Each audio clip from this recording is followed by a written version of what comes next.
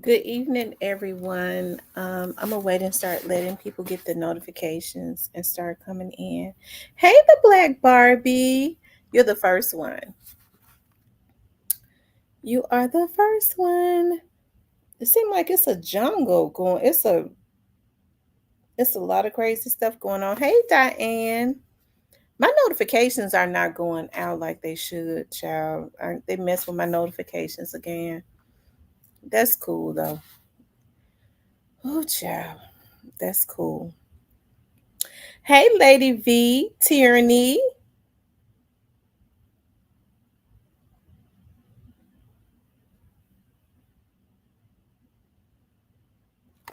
You guys, make sure y'all hit the like button for me as y'all start coming into the room. Make sure y'all hit the like button for me. And like, share, and subscribe. Share the video for me. I would appreciate that a lot if you would do that. I want to talk about several things. There's so much going on. I was just looking at some stuff. I was like, good God Almighty. Like these people have, well, we've been knowing that they've lost their mind, but it's like they're not trying to slow down. When they know that Memphis is being called the lawless city at this point, it's funny because after I got home today from training, I've been looking into some cases in a couple other places, and it I tell you it's the same everywhere, but it's sad. It really is. I think as far as the energy, I think people just go to work now. I'm talking about like some most law enforcement officers. I understand that, if you don't have people to cooperate, that you cannot solve cases, but I think it's so sad. Hey, Big Pink, what's going on, love?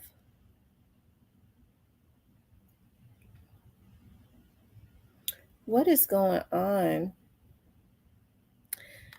I have been thinking about. I was like, I want to start doing like a networking event at my studio because I just moved into a new studio, a bigger studio, and I was like, I want to start doing like a networking event, and it's funny because I be in and out of it because I be working so much, I guess, to pay for it. But I was like, I would have to hire security, which is not bad.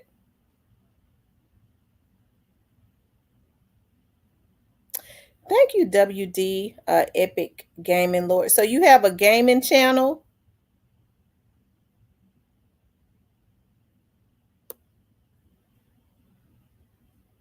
What part of Texas are you from, love?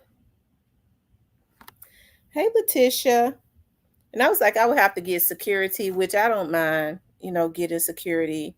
But it's so sad that you want to try to do something to network so that people can network. Um, are you from Dallas? Okay. So that people can network and stuff and um have like a grown folks feel.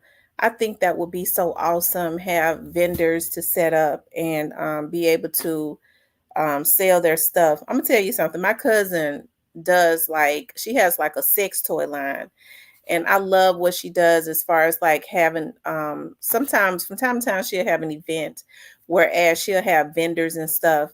It's over at Jason's Deli, and she asked me to speak. She'll have different women that have businesses to come in and speak, and she asked me, cousin, would you speak? I was like, yeah.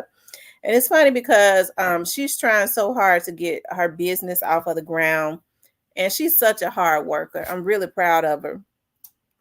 And so I was looking at how people were sitting around, she would fill the room out because a lot of people, but they would be sitting around eating the Jason's Deli, the food that she had, she would have buy food for and have wine and stuff. And folks would be sitting around, and I saw that I was supposed to talk about something else, and I saw how people were just sitting around eating and drinking, and they were not up. The vendors had paid like $20 to set their stuff up, and I sure did. I told them something. I said, I was supposed to talk about something else, but I want to talk about networking, how people we don't support each other.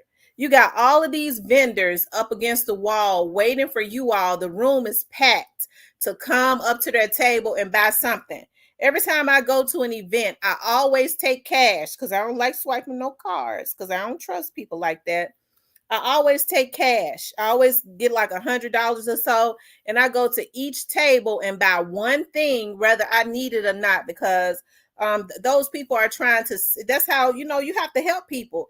I tell folks all the time, it's good to give people a pat on the back. It's good to say, girl, you doing a good job. You a boss bitch. You a boss nigga. You do this and that. Hey, all of that is good, but if you really want to support people, they need your resources. They need for you to patronize their business.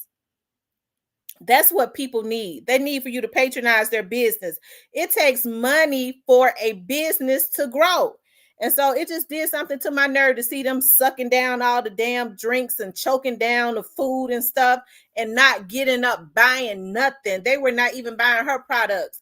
And I said it's sad that we have that covetousness spirit and we don't want to show support. People need your support. I said I would never go to an event and not buy nothing from nobody. I bet you they got up when I sat down. You know what they did? They felt so shame that everybody in the room got up and started going to every table and buying something. Okay, at least if nothing else, they made their money back. Okay, for setting up their products. You got people that are very crafty. They know how to make cakes and have them in cute little containers, and had girls, they had the glittery lip glosses and all types of stuff. They know how to make stuff, scarves and all of that. You damn right. I made them get your ass up and go and patronize these folks instead of sitting in here eating up everything, choking down all the wine and stuff and not supporting nobody. So sure did. But anyway, y'all, I wanted to talk about an affiliate of Big 30s. Was I guess I was trying to give everybody the opportunity to come in, but I said all that to say this. I was thinking about doing the same thing over at my studio and having a networking event like once a month. Of course, I would have to have security there, in which I don't mind. I'll just hire some off-duty officers that do security to come over there, and it's a damn shame that I would have to do that. But I mean, I don't think nothing would happen. But just in case, every now and again, you get somebody that want to be sent out. And I would really be getting a security for them, not for me, because I'm letting you know now, you let somebody send you out to come to invade my privacy again, I'm unloading on you. So the officers would be for your ass, a crazy ass, okay? But anyway, y'all, I wanted to talk about an affiliate of Big 30s was shot and unalived in Memphis. And I was looking at a few minutes ago, I was looking at his page. I had really wanted to talk about it. And yeah, they're weirdos. It's a lot of weirdos. I can't understand why people like being sent out. I would never let anybody send me out, ever.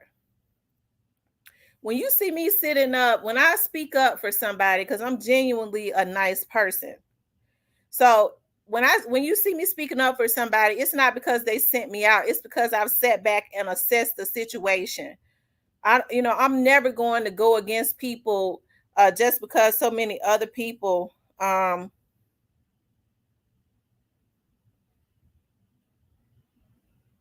you, Omar.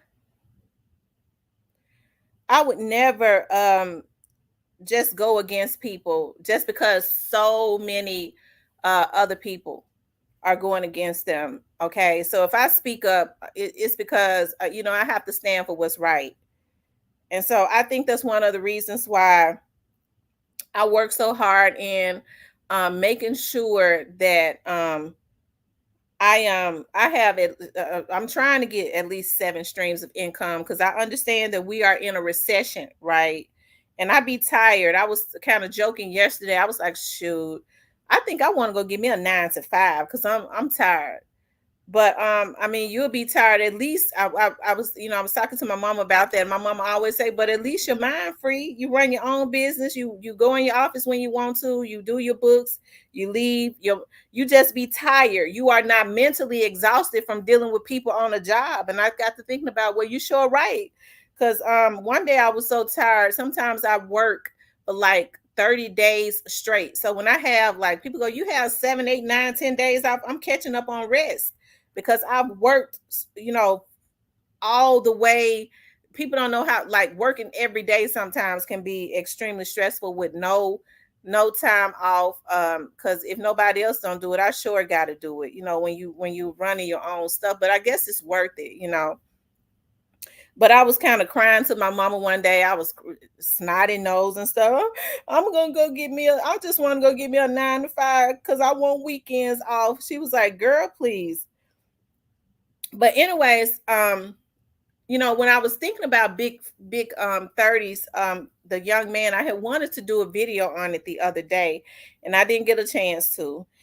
um Looking at him, even when I looked at him, I could look at the young man and tell that he was a baby, right?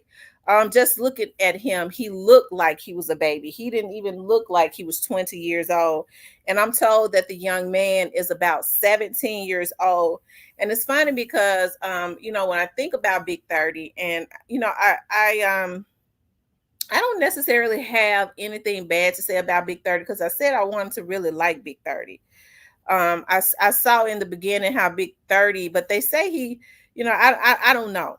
Okay, I always had some stuff going on, but I thought that big 30, I told y'all, when I would look at big 30, I would look at his eyes, especially in the beginning, before all of this stuff started to happen with Newski and all of that. Big 30 would smile and his eyes would light up like he had a glow in his eyes. But now when I look at big 30, it looks like darkness. And I've said this, and I say this as a auntie, okay? Because big 30 and them are young enough to be my damn sons, or I could be their auntie or something. Big 30 really needs to go check himself into a rehab, okay?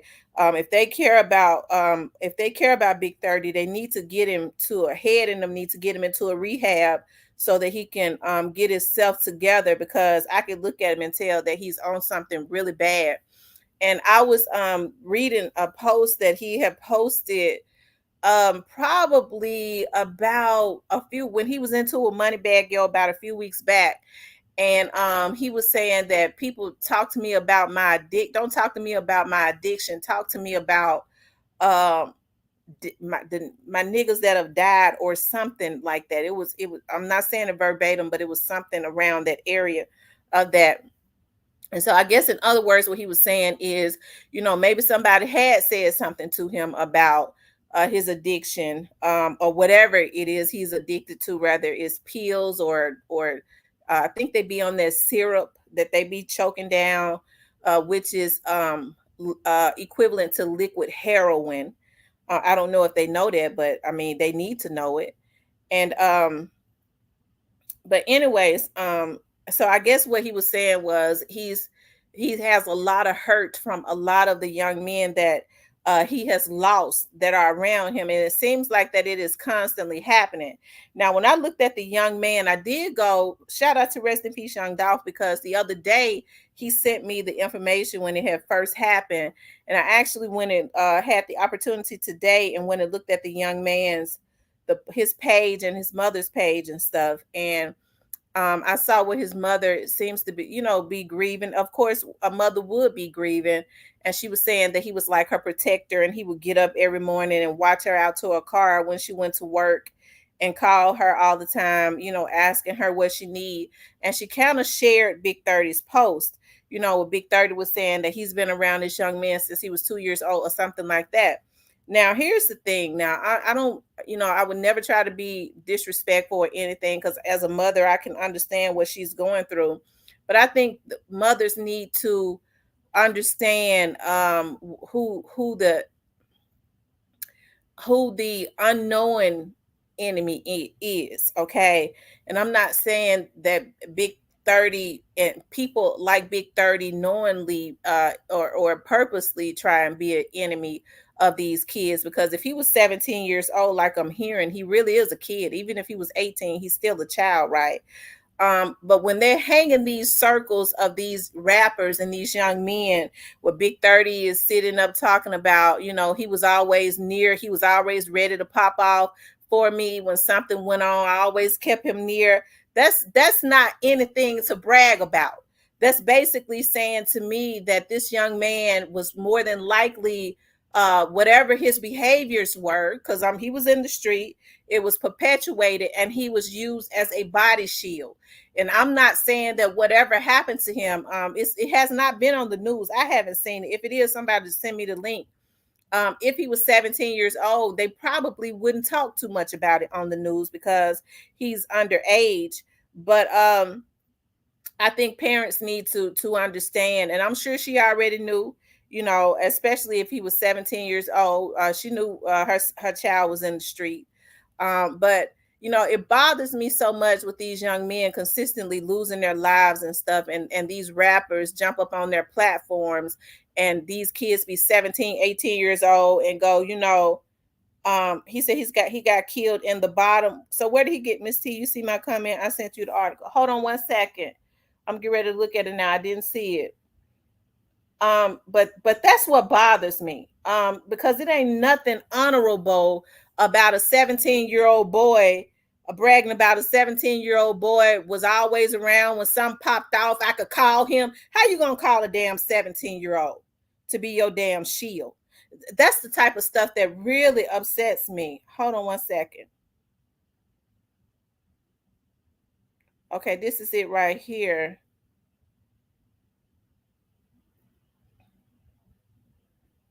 Hold on, y'all.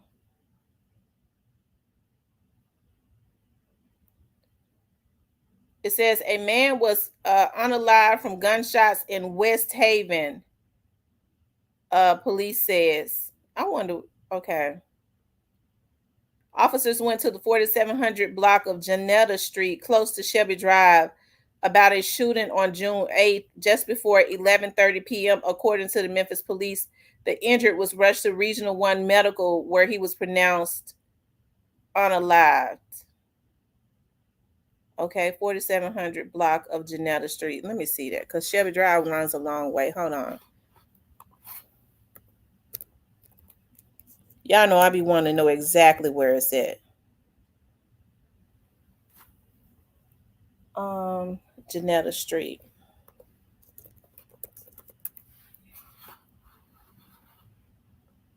Okay, so it was close to Westwood. Why did they say West Haven?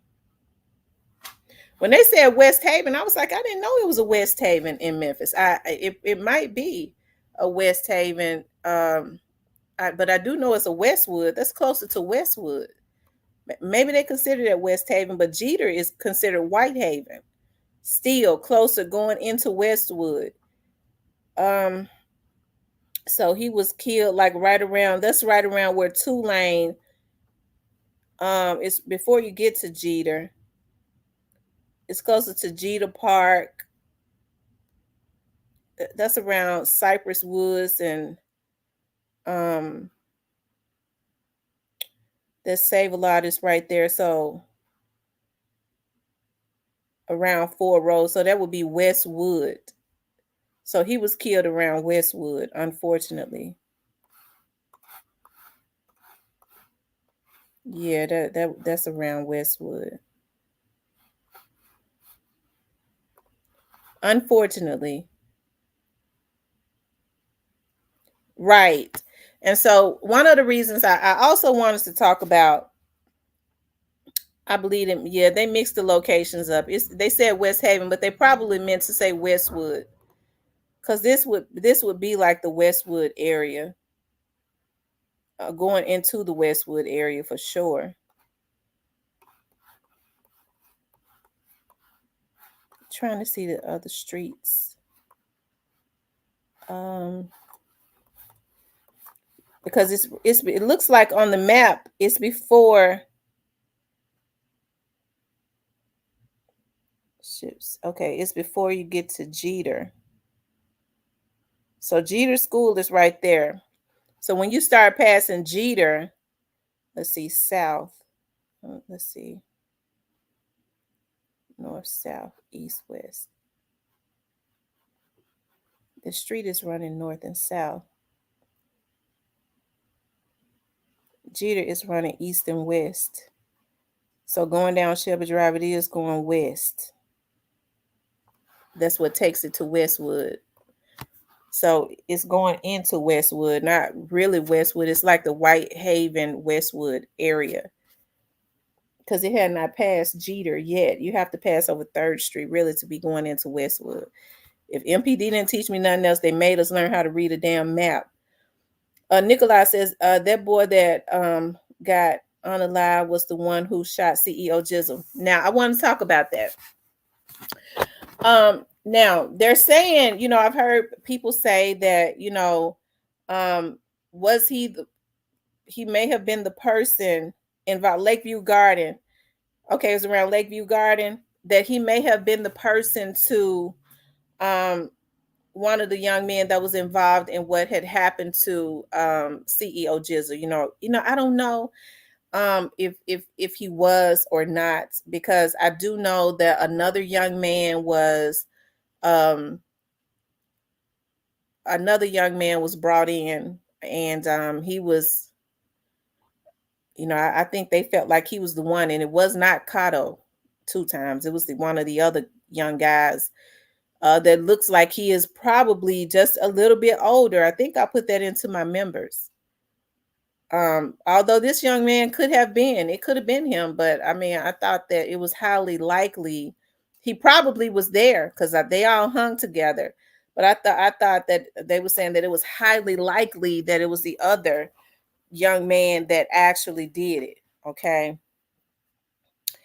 And all, like I said, he said it's crazy. Jamon hurt. He was 16, 17, and a lot of clowns put the battery in his back like he said he wouldn't. Yeah. And what that's the thing that really bothers me so much when I start seeing these rappers, is because Big 30 may be close to 30 years old, if he's not 30. And they started talking about my hitter, my little nigga. He was always ready to pop off. They messing these young boys over and getting them killed. That's basically what they're doing. And I think it's so sad that their mothers and stuff cannot decipher that, just because they show respect to them on their pages, that these rappers bring a lot of attention and put their kids in the midst of a lot of this stuff. There's nothing noble about a rapper sitting up talking about a 17, 16, 17-year-old boy was always there ready to pop off if somebody, or being his protector. There's nothing noble about that. That's helping to put your son in the midst of something that is going to end his life early on. You talk about 16, 17, 18, 19-year-old boy. I'm hearing he was about 17. That's a whole lot of life that was taken away from him. That's a whole lot of life. 17, 18 years is no time in life. And his whole life was interrupted, right? And you get rappers that jump up on their page talking about he was one of my best ones, ready to pop off, and this and that. I want to read what Big 30 said, and Big 30 may have loved him. Okay, maybe he did. I don't know. But that's not how you do it, okay? As I was saying before, they're gonna have, these rappers got to do better. Now, I don't know what the young man was into. Okay, I don't know what he was into. I don't know why that happened to him. I'm sure people might want to say that people may want to say, I'm looking for hold on. It has something to do with what happened to CEO Jizzle. Hey, I don't know about that. It could have been anything. I don't necessarily believe that, and I know people are gonna say, "Well, we know you wouldn't believe it. We knew it." Well, then, if you knew it, what you mad about? Kiss, you know? Okay, don't. Okay, Lord, stop me, because y'all know I'll get started and I'll start going in. Hold on for a second.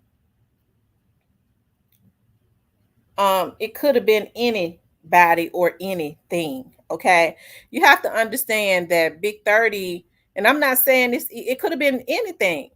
It might not even have anything to do with Big 30. Okay, but because these young men are out here in the street, I think it's highly unlikely that CEO Jizzle and them would go into somebody else's territory. You talk about, that's still around the Whitehaven area. That's their territory. I don't believe that CEO Jizzle and them would go into their territories. Normally, when these young boys are taken out, it's because they're out of their territory. She ain't in the street. She don't know. Okay. Hold on one second.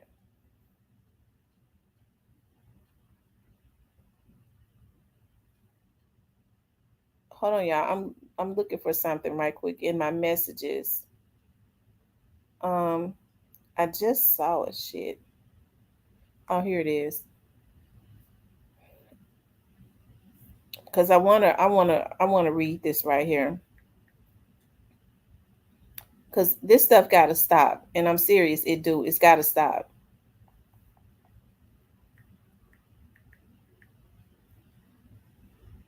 And I'm not trying to come down hard on Big 30 because I slick like Big 30.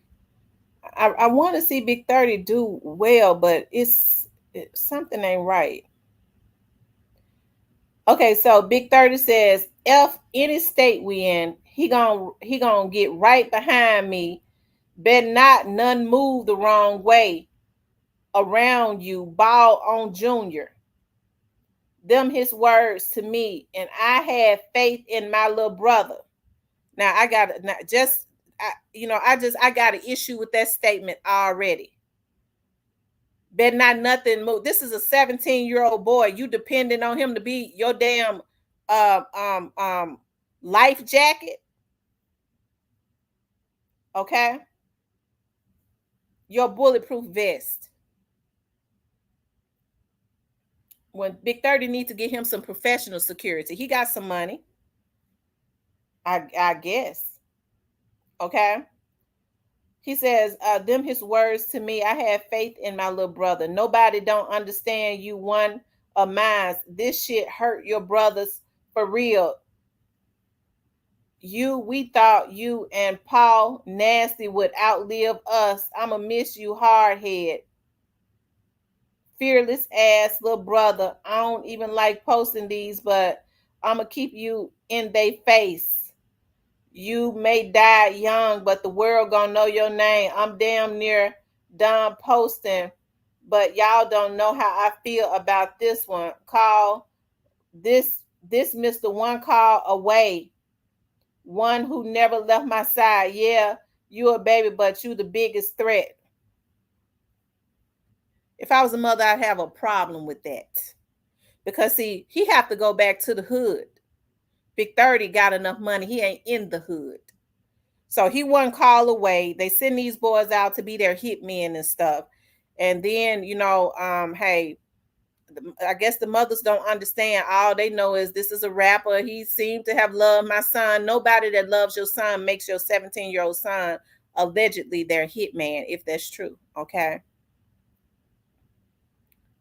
And so I think people want to say, well, if he was the one, somebody else was brought in and they swore that he was more than likely the person that did that to Jizzle. Now, this young man hung with them. Maybe he was guilty by association, or maybe he did do it. I don't know.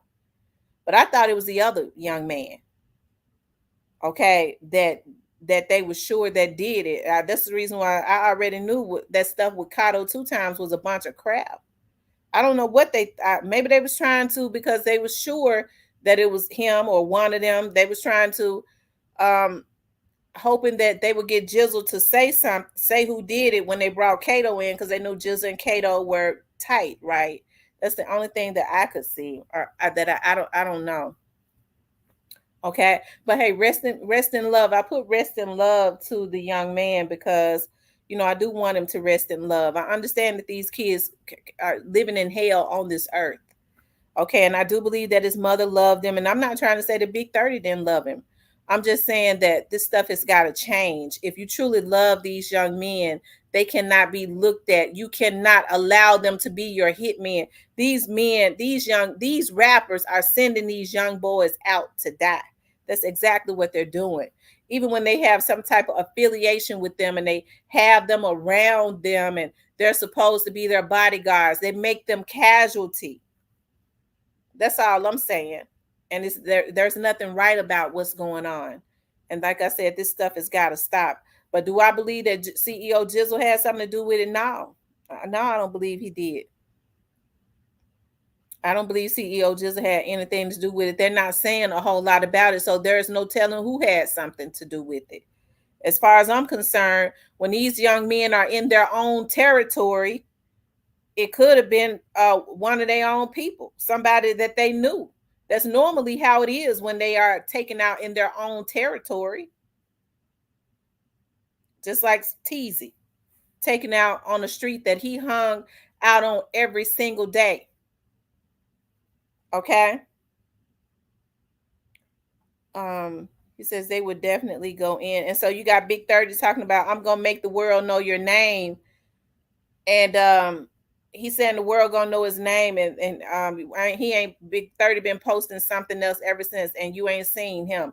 Now when he see this, because they be looking at these posts, he'll start back posting him.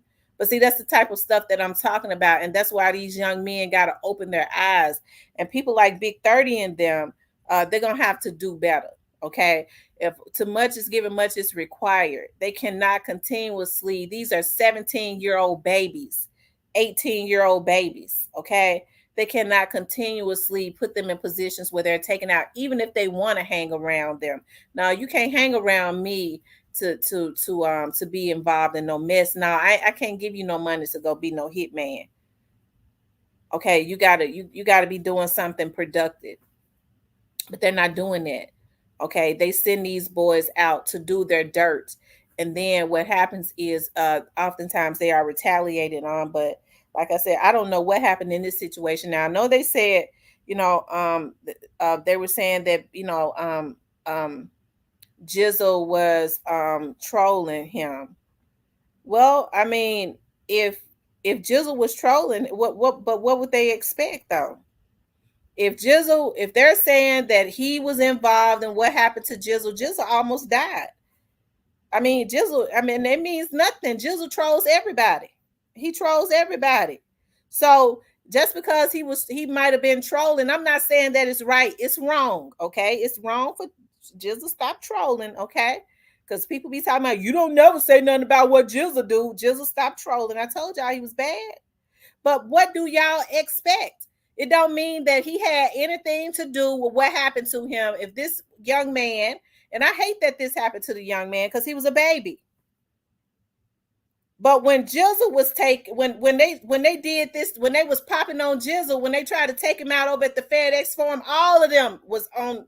I'm talking about 30 and all, everybody affiliated with him, to include the young man that they brought in, and I heard was actually the one that did it. I didn't hear this young man was the one that did it. Okay. The other one that's real young, that has a strong resemblance to Big Newski. Okay. That one. Um, that was the one that was brought in. Okay. I don't know his name, and don't y'all say his name. But anyways, they were trolling him. So what people have to understand is he trolls, okay? He trolls, but they was trolling him.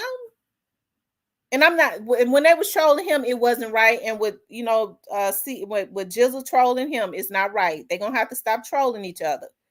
Okay, but they did the exact same thing to Jizzle when they shot him, he had almost died. They basically wanted everybody to know that they were involved. I'm talking about big, that whole camp. Okay, everybody was trolling Jizzle.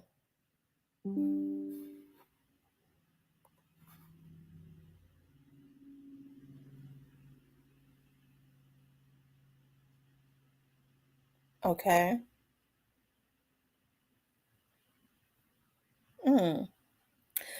But anyways, y'all, like I said, hey, I don't know what happened to the young man, but rest in peace, rest in love to him. He was still just a baby, and it's so sad because he looks like a baby. Y'all saw his picture, didn't it? He looks like a baby. And that's the type of stuff that bothers me. But see, just because CEO Jizzle is trolling him, because what they do is they troll each other. They do something, and CEO Jizzle, they shot him, and he almost died in the hospital. They was trolling him, and so then what happens is, unfortunately, when this young man was taken out, I didn't see CEO Jizzle trolling him, so it's just hearsay to me. I don't know if he trolled him or not. That's just kind of something that I heard, but it's like they reciprocate the same type of energy, and it's not right on either end, okay? Because I really hate that you have a mother that's hurt. But like I said, I think these parents need to know who the true enemy is. Okay, and their kids don't necessarily need to be around these rappers. Now, Big 30 is talking about everybody, the world gonna know your name, and he hadn't said nothing else about him since he died, since the first time that he was taken out. Okay, since the first, since the first day. So, y'all, like I said, I hate that, and I don't even like coming down on Big 30 because I slick kind of want to see Big 30 win. Because I saw the energy that Big 30 had in the very beginning, right? As far as he seemed to, I remember, like I said, he did that interview with Mr. Talaferro, before Doc was even killed, and they was asking him about rappers in Memphis that he looked up to, and the first two names that he said was Young Dolph, and he said Key Glock were South Memphis rappers, okay?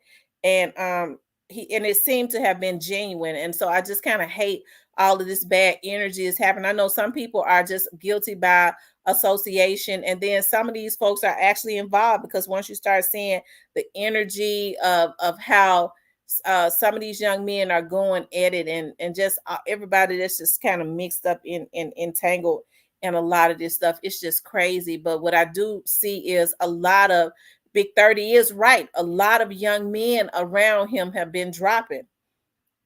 And so this is the opportunity for Big 30 to not just try and save himself, but also to try to save some of these young men by helping to redirect a lot of that energy.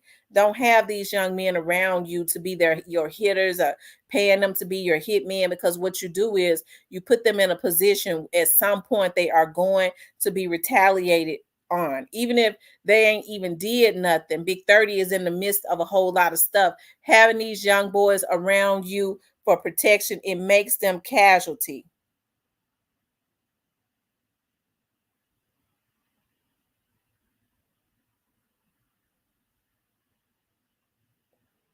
She said, "Hey, Tamara, it's your girl from the STL. When you live off of live off of clicks and views, I'm just saying, what do you think happens? No, it's not right, but you got to break the BS. It's so we need more God and family." I agree.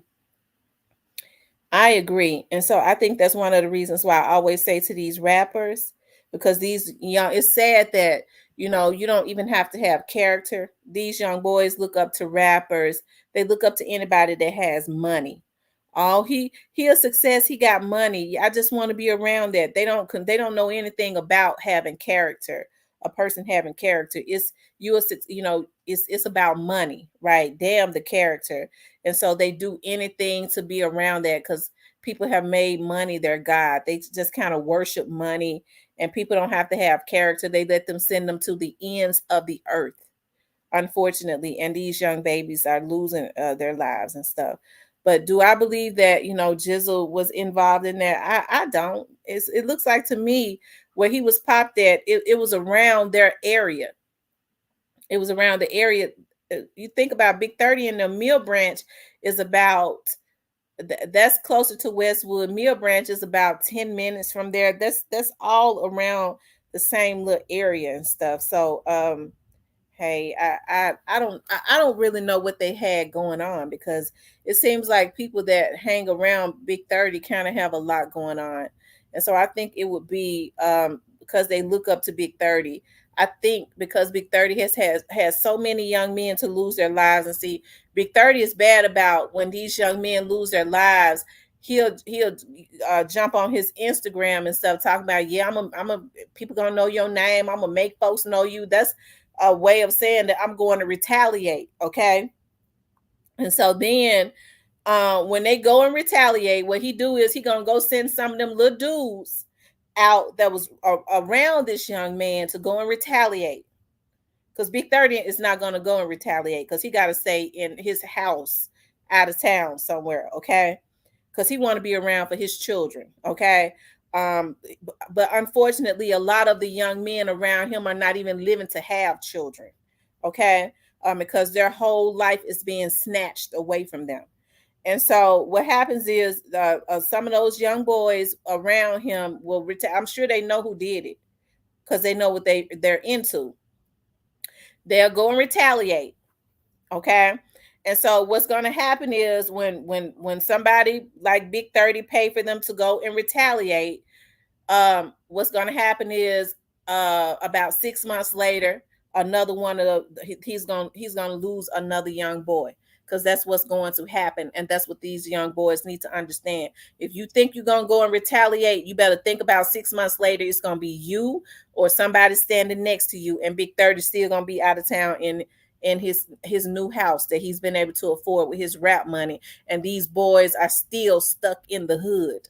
Okay, so that's why I have issues with a lot of what these rappers do because they wronger than two left legs on how they're doing it. Okay, and that's why I say we have to be very, very meticulous about who we support. Okay, about who we support. Letitia said, why would Jizzle risk his position? He would be number one by winner. Right.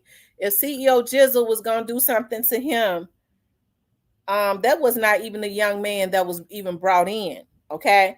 But if CEO Jizzle was going to do something to him, he would have been did it. He wouldn't have all of a sudden just CEO Jizzle been traveling with he's been traveling with Kenny Money and all of them, and he's been working on his album and stuff. I mean, they troll him when they popped him up. They try to kill him at the FedEx Forum. Okay,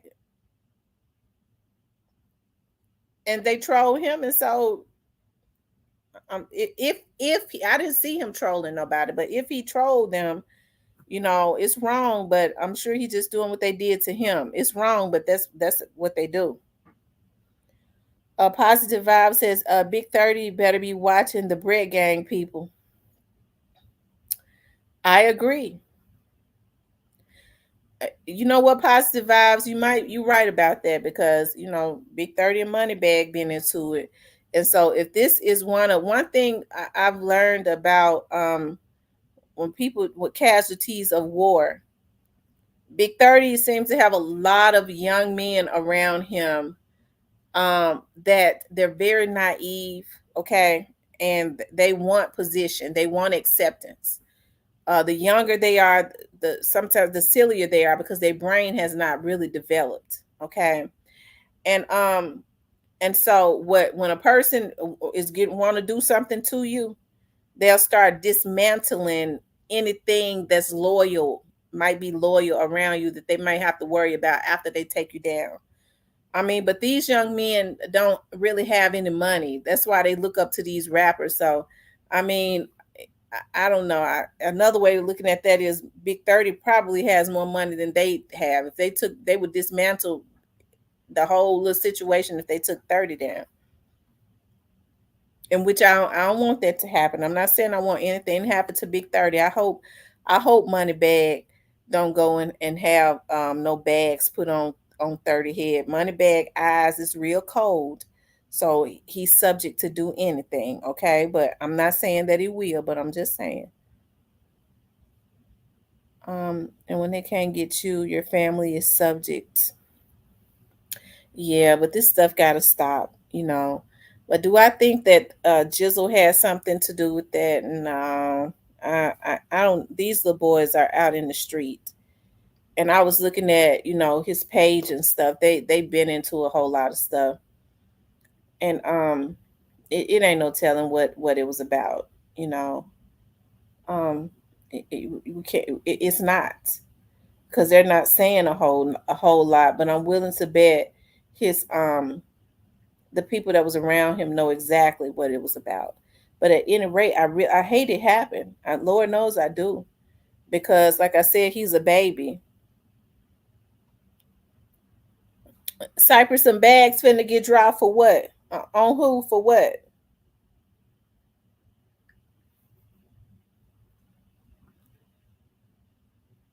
Cypress says some bags are getting ready to get dropped.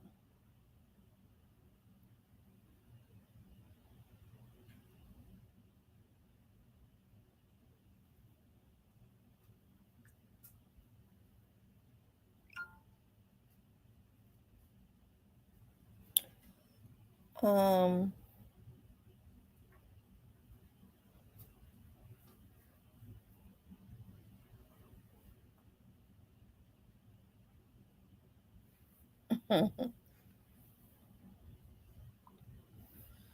anyway, y'all, I'm gonna open up the lines in a minute, and people can call in. But I want to talk about this, and then we'll get back into talking about this situation. I saw where the South Haven, Mississippi Police Department has come up with a plan um, to stop crime. Now, South Haven did not have as much crime, but what's starting to happen is, South Haven is really connected to Whitehaven. You just if you keep going down Mill Branch, you go into State Line Road, which is South Haven, Mississippi. Okay, it's called South Haven. It goes out of Whitehaven into South Haven, and so that mayor down there has been working for a minute. Um, I think quite a few of the mayors in the Mississippi, around the Mississippi area, northern Mississippi, that is close to Memphis, has made it clear that they really don't want no Memphians um, moving down there, moving to Mississippi. If they think they're going to come down there and commit crime. But it's quite a few people that have started moving to Mississippi, trying to get away from the crime. Unfortunately, some of the people that's trying to get away from the crime, they're bringing their children with them. Their kids are the ones that's committing the crime. I'm trying to find that article. Hold on.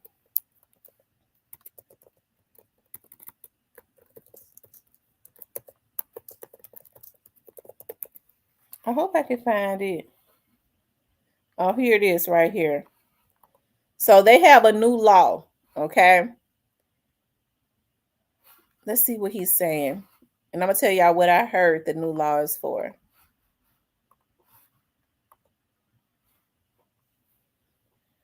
Y'all make sure you hit the like button for me. Please like, share, and subscribe. Okay. Please like, share, and subscribe for me.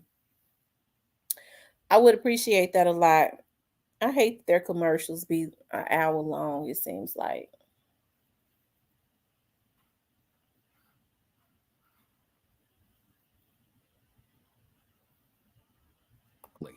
.com.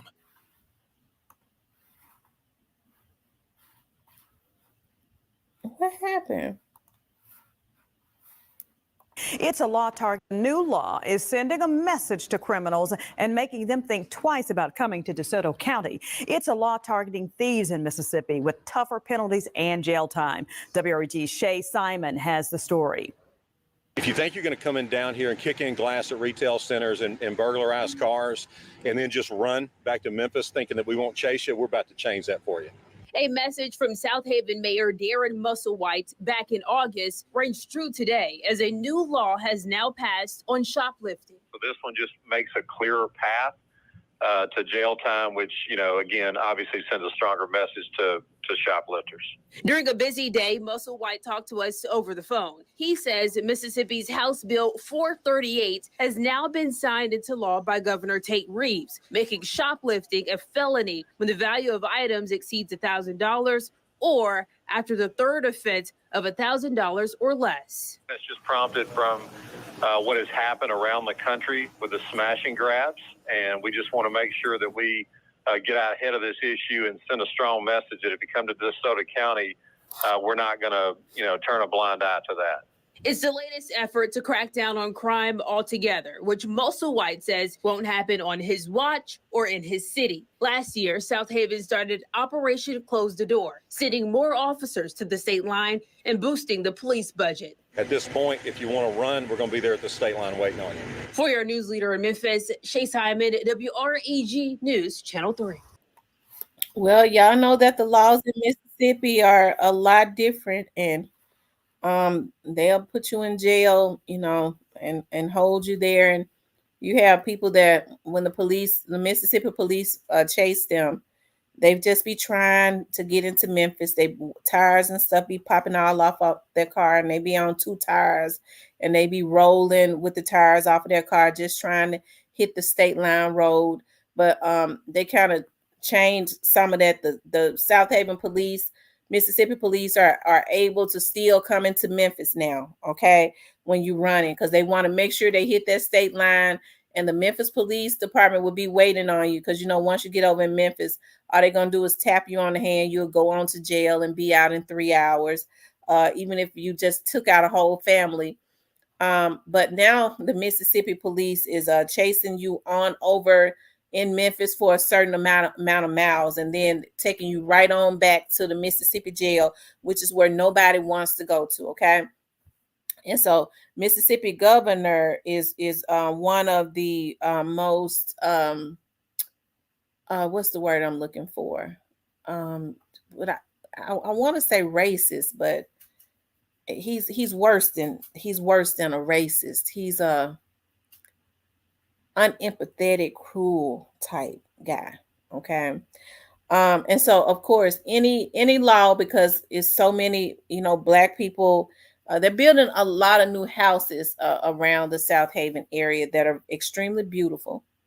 Okay, so people are retiring, just going, even folks that said, like me, I never live in Mississippi, okay, because of how they do it, are going and saying, listen, should we deal by the strict racist laws? If you just go by the laws, they'll protect you. We already know the criminals are going to go to jail for a real long time. Or do we stay in Memphis and risk being taken out and the killers getting out in 3 hours? Okay. And so people are choosing between the lesser evil and going on over the state line and giving Mississippi all their tax dollars and stuff. And if you ask me, that's kind of what Memphis wants, because Memphis has a DA that is pro-criminal. Okay. So it's unfortunate, but hey, I can't be mad at the mayor. But it's going to, somebody said, I just saw somebody says they're building 2 new jails, and they're definitely going to fill them up, because if you're talking about, it's a lot of boutiques and stuff where a lot of white women own high dollar boutiques around the South Haven area, or and they run in there and they start just trying to grab up all of the nice jewelry and clothes and stuff and run out. And so what they're saying is, if you're going to come down there and shoplift, even if it's under $1,000 and it's your 3rd time, like the 3 strikes bill, it's going to be a felony. And I'm sure with their felonies, you're not going to get out in 6 months, because in Mississippi, they're still trying to get those 2 sisters out who are diabetics that went into a store and stole something that was like $1 and something, and they've been sick and all of that. I don't even think those women ever got out, and what they gave them, like 30 years or something like that. Now that's harsh. That's evilly harsh. Okay. But hey, they're doing this to deter mothers who might have good jobs, or people that have bad kids that commit crimes, but they can afford to get nicer homes that are coming over into Mississippi. And their kids are trying to commit crimes down there. They're trying to deter all this. So, because there's still more whites in Mississippi. The Scott sisters. You're absolutely right. Okay, so they're out. Okay, good. Most people have moved out of South Haven and Olive Branch. People are moving to Hernando, Right. And you know what? Hernando is still DeSoto County. So Hernando is still DeSoto County. You're right. More people are moving to Hernando. My grandma and them are from out of Hernando. You know, that's the backwoods, but they started building Hernando and stuff up a whole lot. A lot of people started moving further south, like down to Hernando or whatever, which is still DeSoto County. And all of those mayors and stuff still just, work together. Olive Branch was extremely beautiful. It has turned into the hood too. Okay, and I think the Olive Branch mayor is working on something too, if I'm not mistaken, because it's a lot of beautiful homes in Hernando. I mean in Olive Branch. But a lot of people, I'm gonna tell you what happened with Olive Branch. A lot of people that own homes in Olive Branch started renting them out. You started having like the Sharky investors that started buying houses, those big beautiful homes, and started making them into Airbnbs and stuff. So that's what's going on there too. North Mississippi is drug ridden, especially around Horn Lake. You're absolutely right. You are absolutely right. Horn Lake is definitely drug ridden. I told y'all that one of my clients, I told y'all about that real rich client I got. What he did was his company has bought almost every house in Hernando, and I promise you, I'm not Hernando, but in Horn Lake, and in Horn Lake, I mean, they fixing them up, but what they're doing is making them into drug like rehabilitation houses and stuff. So I mean, it's weird. Okay, it is. It's weird. But Horn Lake is definitely it just it's it, um and they way the job situation is in 2024. It's only going, it's a recession going on, and I always say poverty ignites crime. Poverty ignites crime. The whites are moving out of Olive Branch because of the mass amount of people moving to DeSoto County. Yeah, people are leaving Memphis, moving to Mississippi in mass numbers, trying to get away from the crime, and a lot of them committing the crime and moving to Mississippi in, I guess to I don't know. Um Yet you can get your issue in the lake car stolen too. That's what they become. Miss T, I think the tri-state area is effed up. Absolutely 100%. 100%. I don't know why. And you know what's so sad is that Memphis has majority black politicians, and they've helped to um, take. They're not doing anything because when you have people out here committing all these heinous crimes and stuff, nobody wants to hear about rehabilitation. And somebody just took your loved one away from you. We want to know about a conviction. A lot of those homes have out of state owners. Red Banks is, I'm telling you, especially in Horn Lake, I'm telling you, a client that I have owns about every house in Horn Lake. I talk to him all the time, and he because he hires me to do some work for him, all constantly. And he was like, he told me, he was like, I just bought about 40. I just closed on about 40 something homes in Horn Lake. Each and every time I talk to him, he closing on like 40 something. I said, hell, I mean, even with the different streets, because he was like, I got to give you a list of, print out a sheet of all of my homes and stuff that I own. I can't remember all the streets, but in one neighborhood, he owned just about every house in that neighborhood. Um, TS, the world is effed up. Hmm. And Horn Lake, it looks just like the hood. I'm telling you, that's what it is. And it's not the hood because of black people, because it's not a lot of black people that live in those houses in Horn Lake. It's white people and Hispanics. But I have to say, with his homes, he makes sure that they fix them up and they look nice, and they're kept looking good and stuff like that. I think Memphis got the trophy. Miss T, your son has been trolling. It's life. I don't agree, but the young do that. They say he been trolling, but I had not seen him trolling. I know he will troll, but you know they troll him when they shot him. They was trolling him. DeSoto County used to be so nice. Looking forward to moving out to a secluded. A lot of people are also moving down to Oxford. A lot of people are moving to Oxford. I'm gonna tell you what I wish I had did. I should have moved to it, and I still probably will at some point.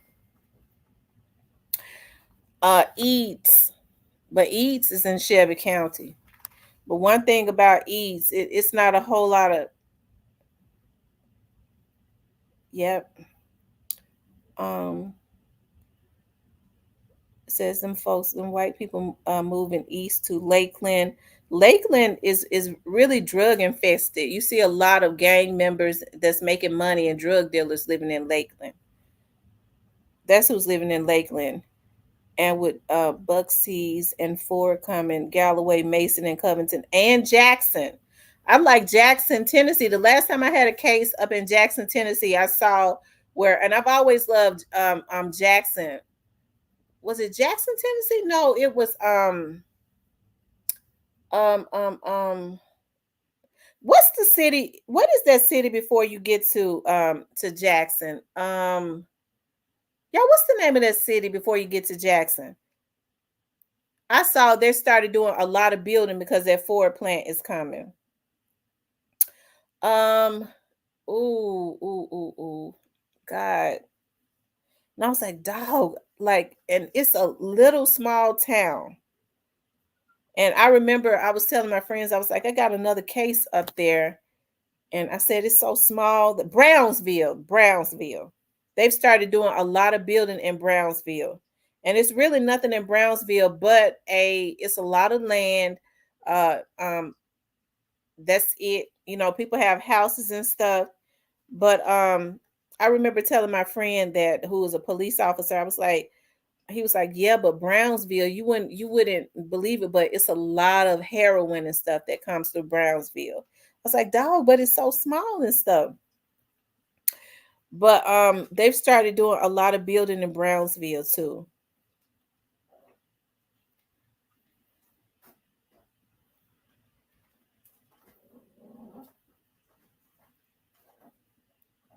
Um and a lot of those people that live like in Covington, Mason, Galloway, places like that, they don't want this, they don't want that building and stuff in their because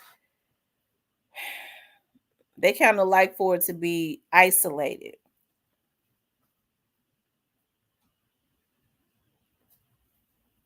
Yeah, a lot of people are moving to Oxford. They're moving to Oxford and driving from Oxford to Memphis to work. So they're making money in Memphis and putting their tax dollars other places. People, they just hijacking Memphis all the way across the board. And you got a lot of politicians that are on autopilot because they want to get on their soapbox and talk about a little black girl, a little black boy that just came out of North Memphis. I'm the representative. They said I would never be nothing. Nobody gives a damn about that. We want to know, what are you doing with all of the crime that is going on in Memphis? Damn your story. I can appreciate that. Okay, good. Good. You came out of North Memphis, you made it. Good. Now, what are you doing about this crime? What are you doing in your job that is going to help the Memphians? That's the bottom line. Because while you sitting up talking about your story from up out of suburbia, and I'm just a black girl that made it, it's still folks in the hood, okay, that ain't made it. And you sitting in a spot where you're supposed to be making sure that some of this poverty and stuff stop, okay? So I don't be wanting to hear them stories. I came up out of suburbia and they said I would never do nothing. Okay, lady, you came up out of suburbia and you came from South Memphis and all that. What are you doing to better the community?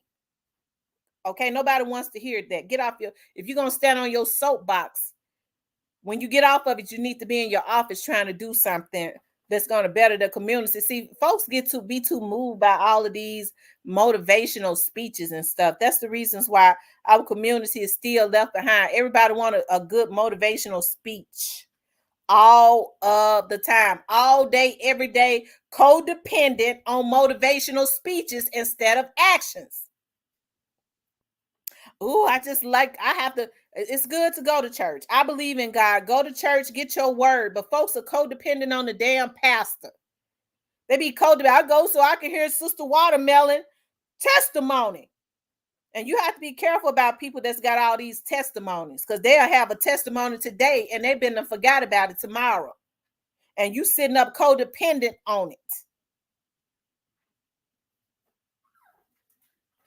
Hello, Lattimore. Dialogue says they put black folks in political positions under white paymasters. Their hands are tied as soon as they get elected. It's been this way since E.H. Crump. So we got to stop with all of this codependency and start shooting fire up under some of these politicians' asses, whether they are black or white. Because anytime you have more majority black people that sit on a city council or sit on a county commission, and they can't get it's more blacks, and ain't nothing being done in the black community. But you have less white people that are councilmen and commissioners, and they get whatever they need done for their community. Y'all, it's something wrong with that. So that's why I always say we got to stop voting based on race and name recognition.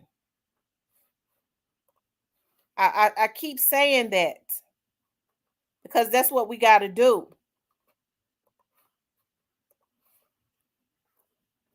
The lines are open. If y'all want to call in. But I'm going to tell you something.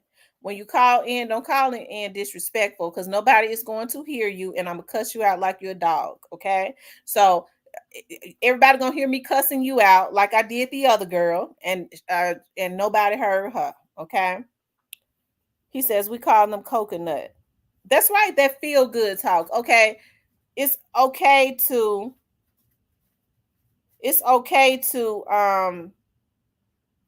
he says no reparations, no votes.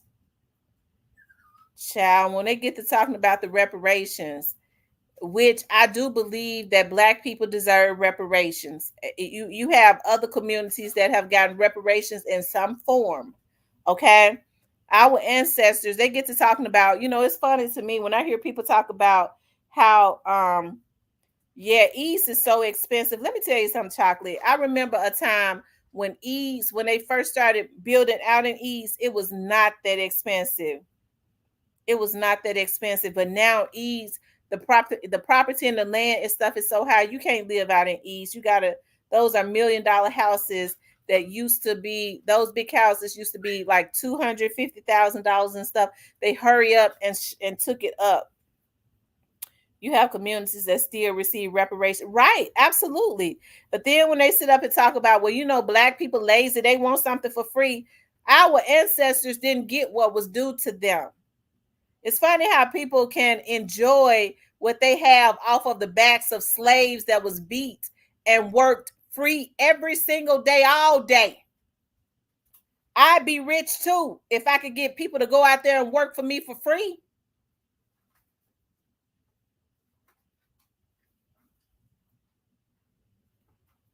East used to be cheap. I used to grow up around the area. A lot of the Grizzlies players took the value up, okay? Because remember, Lorenzen Wright had a house out there. Most of the Grizzlies players, they moved out to that area. They started building houses and stuff out there. So they really took the value of it up, way up. Yeah. he was telling me that it's a lot of heroin and stuff that comes through Brownsville. It's a lot of stuff that go on in Brownsville for it to be so small. He said it's drug infested for real.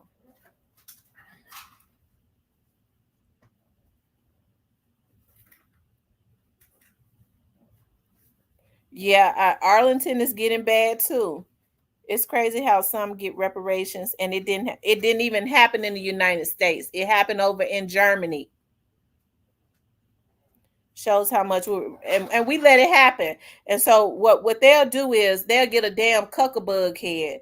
See, that's the reason why I say there has to be some repercussions when they go get a black person and put them on the national media to say, oh, we pulled ourselves up off our bootstraps. Hey, Steve-O, we pulled ourselves up off our bootstraps. We don't need reparations where there are so many opportunities that are out there for blacks, and we don't want the reparations. We really want to separate ourselves. You know, they'll go and get a cuckabug head Negro and put them on national TV to speak for them, and they do it for money and for some fame. And that's why I say, or in hopes of getting something, because at this point people black people don't really care about their community. They selling out for a damn cheeseburger, and you better not put no lettuce, tomatoes, and pickles on it. They'll sell out their family. Okay, they'll sell out their whole damn family if you load that cheeseburger up.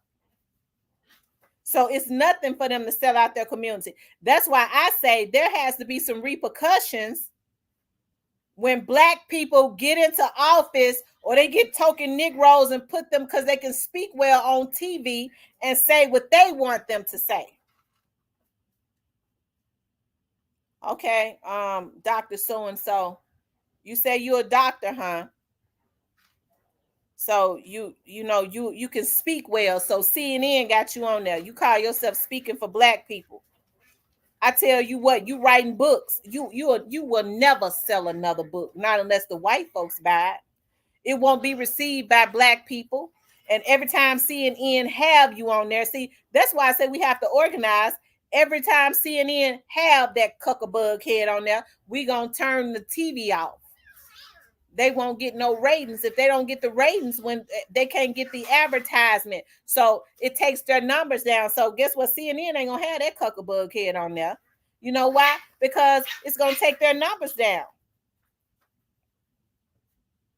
That's how you have to do. And so in return, they're gonna say, well, Dr. So-and-so, you have a lot of good accolades, but we can't have you on our show. We can't have you on CNN because it's the numbers go down when you're on here. But see, we don't know how to do that. That's right. They're called gatekeepers. And so, like I said, there has to be some repercussions for when people do stuff like this to our community, because at this point, they're using a lot of black people to hurt the black community and throwing them a bone to do it. TJ Maxx stores are hiring armed security starting very soon, too. I work for the company too much. Most being lost to thief. Oh, wow. So TJ Maxx is going to start getting armed security too, huh? Well, I mean, I guess they may as well. I mean, because I wouldn't work in a store as a security guard, even with a weapon. But I sure wouldn't work in one without one. Because when folks coming up into these stores stealing, now they have look at how they walk into Walmart with their machine guns and stuff, and ain't a damn thing happening to them. Well, they have just as right to carry their gun. That's what the governor say. They have just as right. They're licensed. They can carry their gun. Why would you need to carry a machine gun up into a store? The church has been a factor in holding back political activism too in Memphis, telling us about heaven while they riding. Let me tell you something. And I don't mean no harm. And I love God and all of that. But it's a lot of black people going to have to get away from that. And what bothers me so much is you have so many. I have a passion for elderly people. And you have so many elderly people that have suffered for so long because and because they feel guilty about, they already living on a fixed income, and they feel guilty about when they have to choose between their salvation and going to heaven, or eating or getting their medicine. And you have pastors, some pastors that's standing over them talking about, if you don't pay your tithes and offering, if you don't give God his, you gonna go to hell, or you got to have faith that God gonna give you yours back. When I feel like if you got your rent money and your light bill money, God already bless you. Okay, God gonna bless you. God gonna bless you if you put your rent money in church. Now you blessed if you got it. If they're elderly, they ought to be trying to get them something. Okay, but it's a lot of them that feel guilty, and they'll put their last in church and go without their meds because I'm just trying to get to heaven. I'm gonna tell y'all something. I'm not gonna wait until I get to heaven to enjoy nothing. I'm gonna enjoy it right now. And that is the mindset that a lot. Well, you know, it's better to what they say. It's better to have a needle stuck through your eye than to be rich. Now I'm gonna be rich. I'm gonna be rich, and I'm gonna enjoy it, and I'm gonna leave some wealth behind for my kids. That's what I'm gonna do. I'm gonna walk on gold and enjoy my gold and my diamonds right now. I'm not gonna die. I'm not gonna suffer right now and then wait until I die and enjoy it. No, I'm not gonna do that. And so I think it's so sad that you have a lot of preachers that perpetuate that all while they riding in their damn Bentleys. Sister Watermelon walking to church in the rain, bump. You gonna stop and get Sister Watermelon? She's 70 years old. She just got, but she can't get in my, it's wet, it's raining. She'll get my seats wet. But she sure better get him her check when she get there on her fixed income. Some of these damn pastors gonna croak.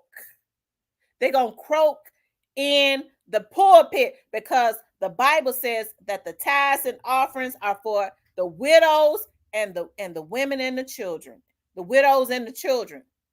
Okay, but I believe it says the widows and the single mothers and the children. You're supposed to take the tithes to the storehouse. That means food and stuff like that. When single mothers and widows have lost their husbands and stuff, ain't got nothing to eat. The pastor's eating crab legs and filet mignon and stuff like that all day. And then when you ask for your light bill to be paid because your husband done passed, okay, you ain't got no money, you done fell on hard times, you sick. First thing they gonna say is, did you pay any tithes and offerings? Well, pastor ain't had no money to pay it. Well, you didn't believe God. And we hadn't shut that stuff down. So what's been happening is you have a lot of, and there's some good pastors out there, okay? But you have a lot of these pastors that have been escorting Pharaoh into our community because everybody takes advantage of the Black community. You got that right, Pastor Pork Chop. They sitting up eating pork chops and steak and gravy and all of that, and Sister Watermelon giving all of her income because she feel like she's trying to buy her way into heaven. Well, if I don't give, I got to go without my medicine. I just got to believe God to give me the money back later. God already blessed you. You got it. Go get your medicine. Because if they was really right, they would have something set up. Whereas, especially the mothers and the seniors of the church wouldn't have to choose between eating and getting their medicine and all of that, or suffering on paying their rent and their taxes and losing their houses because they got sorry ass kids. They wouldn't have to worry about any of that because the church would have something in place for that. Okay.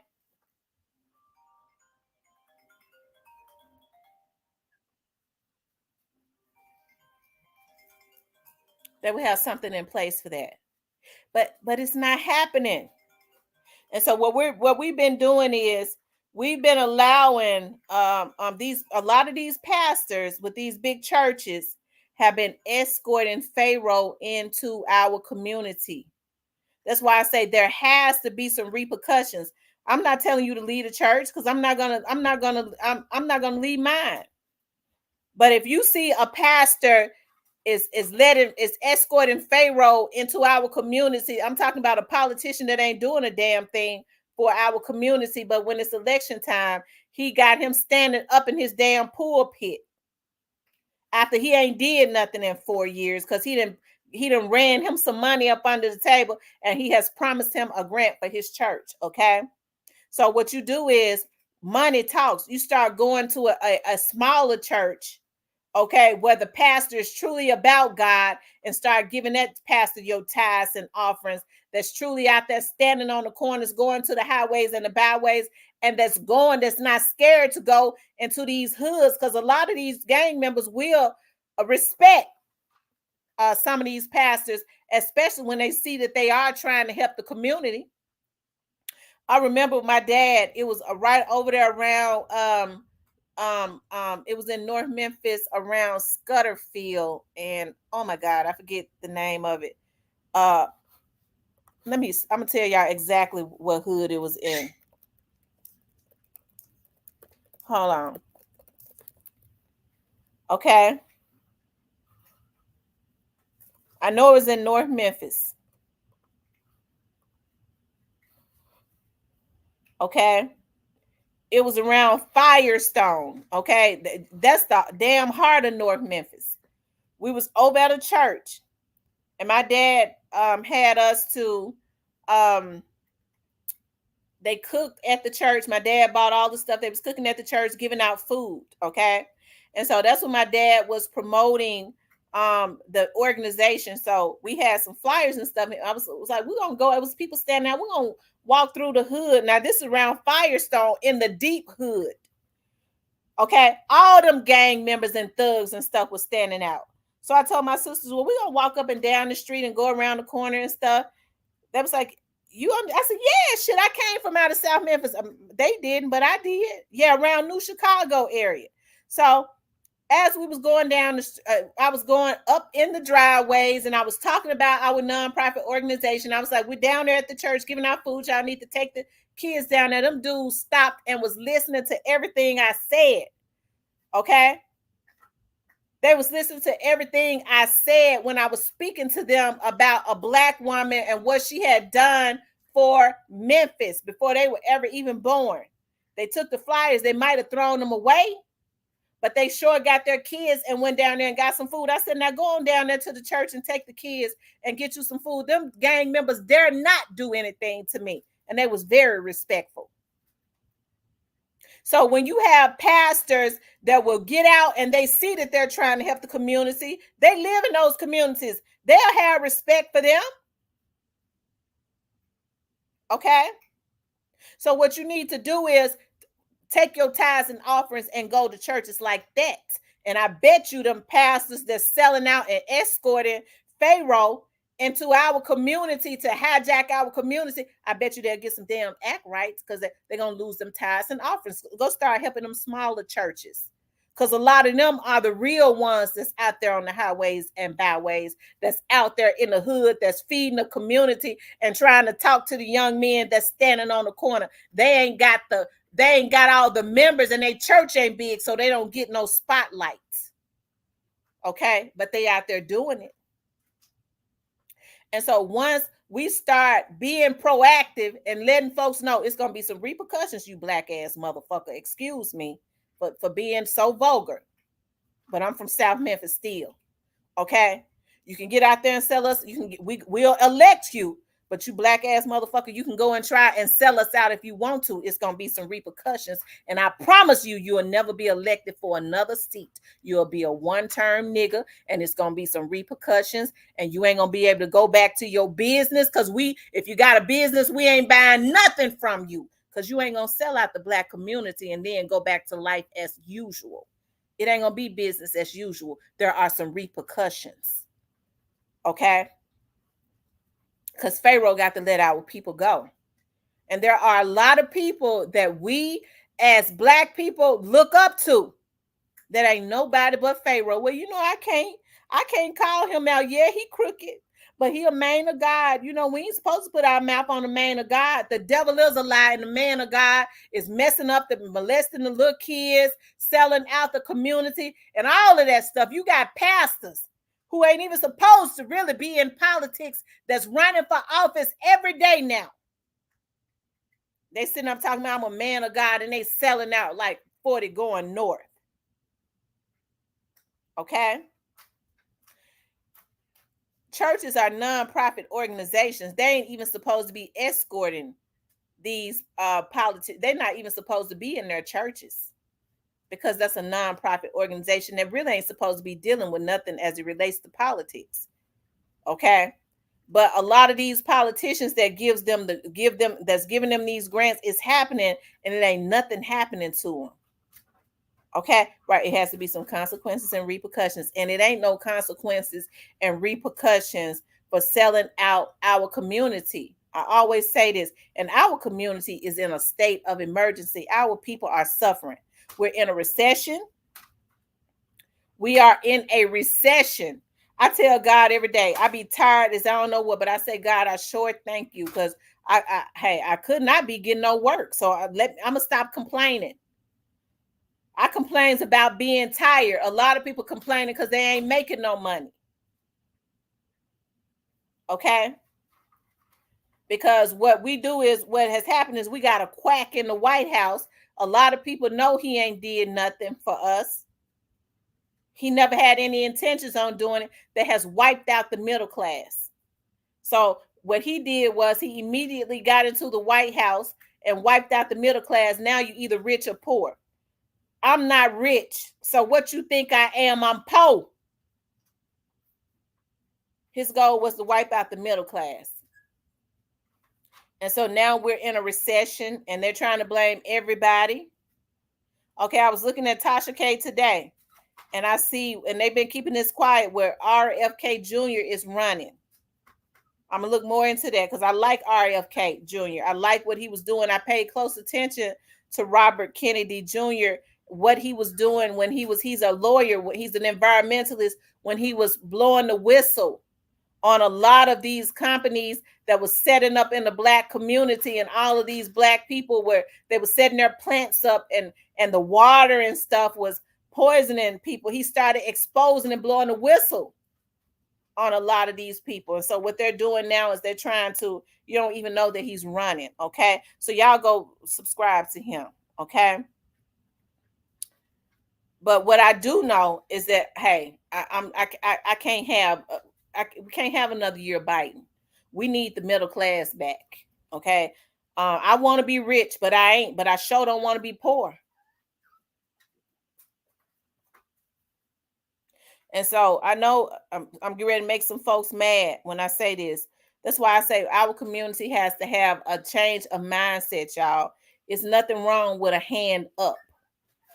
So don't let nobody make you feel bad when you have to have a hand up. Every now and again, people have to have assistance when you have to go get some things happen. Because if we all gonna be on welfare and food stamps if Biden stays in office, okay? But it's a hand up. It's not. It was never meant for you to have to stay on it. But we got to stop letting people pacify us with a check. I walked into the dollar store. I walked into the dollar store the other day to get me some. I was like, oh, let me stop at the dollar store. I need to get me some gloves. Okay. I like to wear gloves because I always be cleaning up and stuff like that. I've been painting. So I walked into the dollar store, and their machine, their cashier machine was messed up. So it was a girl in front of me, and so when she checked out, whatever her balance was, she pulled out her AFDC card. So when she started checking me out, she paid for her stuff with her AFDC card. And so then I was able to see her balance, her cash balance. And her cash balance on her AFDC card, it was showing what her beginning balance was and what her cash balance was. So in order to get a welfare check, you can't be working nowhere. So her cash balance, her beginning balance started out as I believe it said $180 something or something like that. But she bought some stuff and it was like $150 something left on there. Y'all, we can't live off of stuff like that. And so that's why I say we got to change our mindset. You have Asians and stuff coming over here and they get grants and start opening up businesses in our communities. If we really want some help, we got to stop letting folks say, well, I'm going to increase your food stamps. I'm going to Biden went and increased the food stamps and there wasn't no more damn groceries in the store. And folks was dying over diabetes and getting all overweight and all of that stuff. We got to stop letting them pacify us with stuff like that. They was buying up all the damn crab legs and all of that. They was selling all their food stamps because they had more than they knew what to do with. And wasn't no grocery in the damn grocery store. I went in there for some chicken and went to 3 grocery stores and it wasn't none. Okay? And so we got to stop letting them pacify us with stuff like that and say, listen,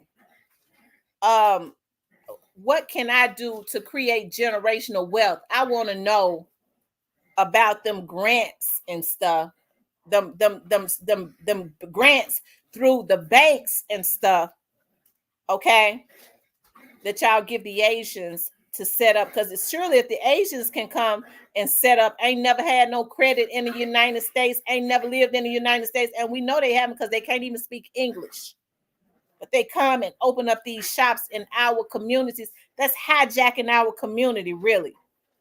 Then surely somebody, a Black person with a business mind can do it. And we got to start demanding that they release those resources so that we can open up stuff in our own community, because Asians don't let their dollar generate in our community, period. Okay? So that's why I say there has to be a change of mindset. And we got to stop wanting and stop getting scared. Trump said he gonna cut out our welfare.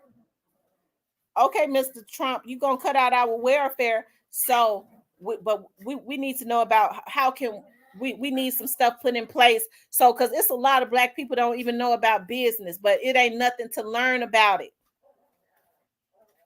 What are you going to put in place so that we can learn about business? And then once we go through these programs that's needed and complete them, there is resources like in every other community there for us to be able to start a business so we can start opening up shops in our own community. That you got that right, Dub. One thing about the white community, they don't let any and everybody come and set up in their communities. They're not going to do it. I had a case down in the Mississippi. Okay, it was down closer to Clarksdale, and the guy is kind of like a well-known guy. Because he wanted, he was like, you don't know who I am, do you? I said, I sure don't. Because I guess, I think he kind of felt bad because he almost made me cuss him out. Because he said, that sure is a lot of money you charge.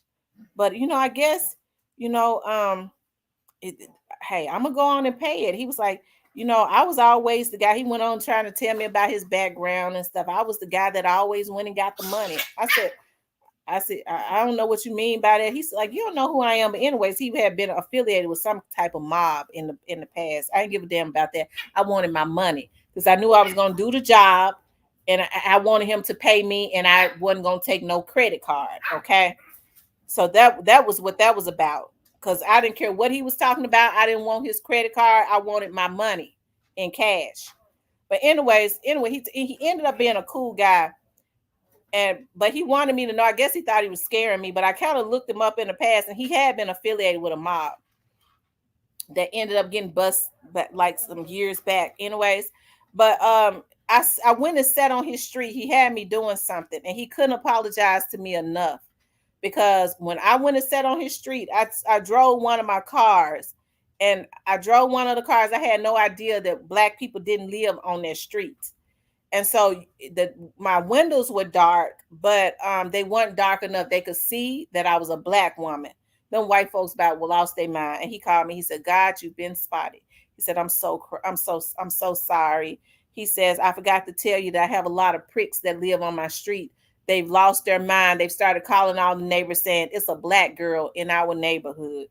It's a black girl in our neighborhood." He was like, "I'm so sorry. I'm so sorry." But that's the deep part of Mississippi. But I said that to say this, even though it was wrong, because when a man walked up to my car, I said, this is a public street. You can't tell me what to do." I had already called. Anytime I go into a city, I go to the police department to let them know that I'm going to be on this street and this is where I'm at, me and some of my people. So if they call the police, he said they've been calling the police. They couldn't even get a damn police to come because I had already went and took care of my business. But I said that to say this, even in the white community, you don't have other communities that just let people come and set up shop on their streets or come and do anything in their community. Okay. And that's the way that we got to be. We let anybody come and set up shop in our community as long as it's not another black person. It's another black person. She thinks she's something. We ain't going to patronize her. As a matter of fact, we're going to rob her. I thought about the young man who he was trying to sell hair, a young black man they said was making a lot of money a couple years back. And they found out when he got his shipments in, the man was doing so good, had a family, and they shot him and killed him in Memphis. But you got Asians that has set up shop in our communities for years that sell that cheap ass straw ass hair every single day. And they ain't trying to break into their shop. And I'm not saying that they should, but they can go and sell their stuff in peace. They walk around the shop when they talk about, well, black folks got nasty attitudes. The Asians walk around the shop looking at you, letting you know, I don't trust you. I don't want you in my shop. And you can't stay out of there getting that cheap ass hair. But you go kill a black boy the hair had better quality, that was building some wealth for his family and stuff. You take him away from his family. But the Asians have set up shop in the black community, hijacked the black community, and given nothing back. And they able to do it all day, every day in peace. That's why I say it ain't them, it's us. It has to be a change of mindset, and then there has to be some repercussions for when black people go and sell out our community. We elect them and they go sell us out, or they've already taken money to sell us out. Because everybody gets rich off of taking advantage of the black community. That's why they don't ever want us to rise up. And we can't because of our mindset. Then we have the nerve to get mad at the Africans because they come from Africa. They work together. They stick together. They see the division and the sickness as it relates to our mindset in the United States. The Africans think they're better than us because they don't want to be around us. I don't want to be around us like that. Why would they? You see an African shop open, it don't close. You know why? Because them Africans gonna be up in there buying them dashikis and that African attire. They're gonna go up in there and get their herbs and stuff. It don't close. They patronize each other. So they don't want to adapt the mindset and the sickness of the American Africans. They don't. Because there's a sickness as it relates to what's going on in our community and the mindset. So I can salute them Africans when they stand up there all day and braid hair and stuff. Okay? They putting all them damn braids and stuff on our head. They stick together. So why would they want? Yeah, the Africans be scamming from over in their country on the computer. But them ones in that braid shop don't be. When I was in the dollar store, I was telling y'all when I was in the dollar store the other day, I saw he looks like either an Indian guy. He had on a suit. It was an Indian guy or an Arabic guy. I found it weird. a black guy with a suit and another black man that was out there. They were standing there on their phones. I was like, dog, it's something weird. And I do know now that what they've started doing is, and I thought about it after I drove off. I said, oh, I need to check my accounts and stuff. Somehow they know how to, with these transactions, when you're using your credit cards and stuff in these stores, somehow, I guess because it sends out signals, they stand outside of the store and they're able to pick up and get your credit card and your PIN numbers on their phones because they got some type of app on their phone. I said, I bet that, and they had some black, this black guy out there, and as they get your credit card number and your PIN numbers, they sell it to certain people. They stand outside the store when they send out signals and stuff, they're able to get it. What's up, Blackwood News? He said, and we live. What's going on out in the streets today?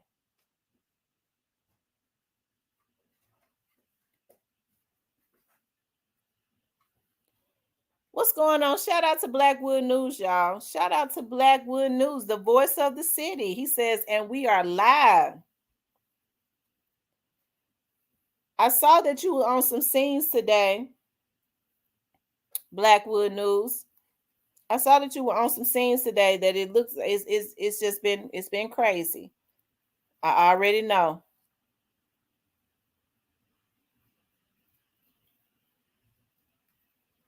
Y'all make sure Blackwood News is also on YouTube. Make sure y'all go over there to his YouTube channel and subscribe to his YouTube channel. He said it's active out there. Make sure you start putting your videos on YouTube more too. Start streaming from YouTube and Facebook and Instagram all at the same time, so that I can pull it up on YouTube too. And don't strike my page. It says they scammed the American women by marriage. Yeah, they scammed the American women by marriage.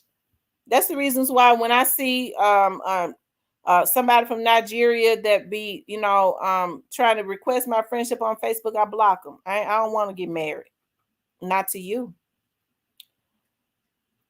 Okay, yeah, start uploading that on YouTube, and we'll start supporting you. Y'all go over there and subscribe to him if you haven't started following him on Facebook. Make sure you start following him. Y'all know I be pulling up his video and stuff all of the time because he be out there on the scenes. Okay.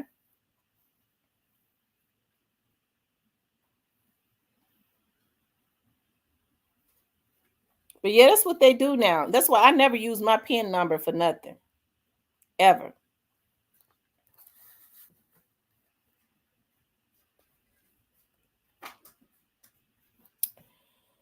But yeah, you guys, to sum up what we was talking about earlier, I was talking about an affiliate of Big 30 was taken out. Unfortunately, the young man was they're saying that he was about 17 years old. He was taken out the other day around the Westwood area, and I think that's so unfortunate. I hate to see, he looks like a baby, and I be hating to see these babies taken out. I do. Big 30, if he's their big dog, he's going to have to start being more of a role model to these kids. These are kids that are misguided, that's looking up to him instead of looking up to him. The word is, it is alleged that he is using these babies as hitmen. And I don't put it past him, because anytime you sit up and talk about, anytime something pop off, he pulling up, he always around to protect me. Not Big 30. What you need to do is, and not just Big 30, but some of these other ones too. If you got money, like you say, you need to get you some legitimate security and stop putting these kids' lives in danger. Because surely if you got beef and you talking about they're your protectors, they got to go back to the hood. Somebody going to pull up on them if they know, because they said Big 30 be out there spinning. He send people to do it. He got to know that they're going to come back, and he ain't in the hood. They're going to retaliate on one of those little dudes that ain't got the money to get out the hood, that's out there in the street, that is going to kill them. So I blame a lot of these rappers for what's going on with these young boys losing their lives. They can't be your protector. If they got money like they say they got, they need to hire them some real damn security. to be their damn bodyguards. And stop putting these kids in positions where they are dying. And like I said, these parents are going to have to understand who the real enemy is and stop being starstruck. Because nobody that loves your child is going to put them in a position where they're going to be retaliated on or even, casualty of war.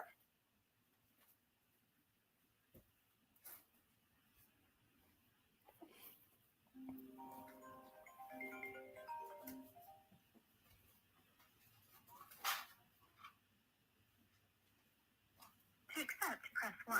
To send a voicemail. What's going on, Ace? What's going on, Miss T? Well, I'm glad you called in because everybody else act like they were scared. Yeah, I'm gonna call in, check in with Miss T later, you know what I'm saying? Look, you brought the whole arsenal, the drums, you let them have it clip by clip today, huh? Hey, Miss T all under the bed, shoot. Hey, you already know what's going. Hey, I told you. Look, we already know when these people like Big 30 sending shots over the internet and still living that real life, trying to be about that real life. You know what's coming with that. When everybody ain't got enough money to have security, you know what I'm saying? Mm-hmm. Some of them, like I said, some of them when they get through with them, from using them, from being in the videos, making them look like they protected. When Big 30 gone, they live high and dry. I'm telling you. But that was going on. Big 30 need to be. And see, I'm willing to bet Big 30 don't even live in Memphis. Big 30 get back out of town to an undisclosed location, and these boys are still in the hood where everybody know where they are. Yeah, for sure. Like he be in and out. You know what I'm saying? And that's messed up on the whole lot. It's just really putting themselves in them situations. You know what I'm saying? Like, you going up against a lot of people with certain people with money. Your people got to be careful. And then sometimes it be your people that be with you that screaming and going hard more than Big 30 probably be going hard. So you know how they go. Mm-hmm. Yeah, but I was just chiming in, Miss T. I was like, Miss T going edit today. I said, she on it. I like that right there. I like that. Salute to the chat. Salute to your panel. And I like what you're doing. So I just wanted to come up and join the talk. Well, I appreciate you. I always appreciate you calling in and being supportive of the show. Always. Yeah, for sure, Miss T. You got any questions? What I was getting ready to ask you is, so what do you think as it relates to that young man? Do you think it was just some street stuff that what you think? It could have been anything though. Yeah. Repping what he repping and being in them streets, it ain't safe because it's like, you know what I'm saying? You gotta find something to do. Ain't like he was out there looking for a job. When you try to hit the block every day, you're going to get some sad block, hood, street stuff that's going to go on. You're going to see it or it might happen to you. So that's just really what it is, Too much time on their hands, standing out there on the block, you repping what you repping, and it's real war. You know what I'm saying? It's like whoever you rolling with that's in some hot, like, you know what I'm saying, a lot of hot situations. Mm-hmm. Your head, just by you being affiliated, that's why I was telling you, who you affiliated with, sometimes it gets you set up just because you were affiliated, just because you was in a picture.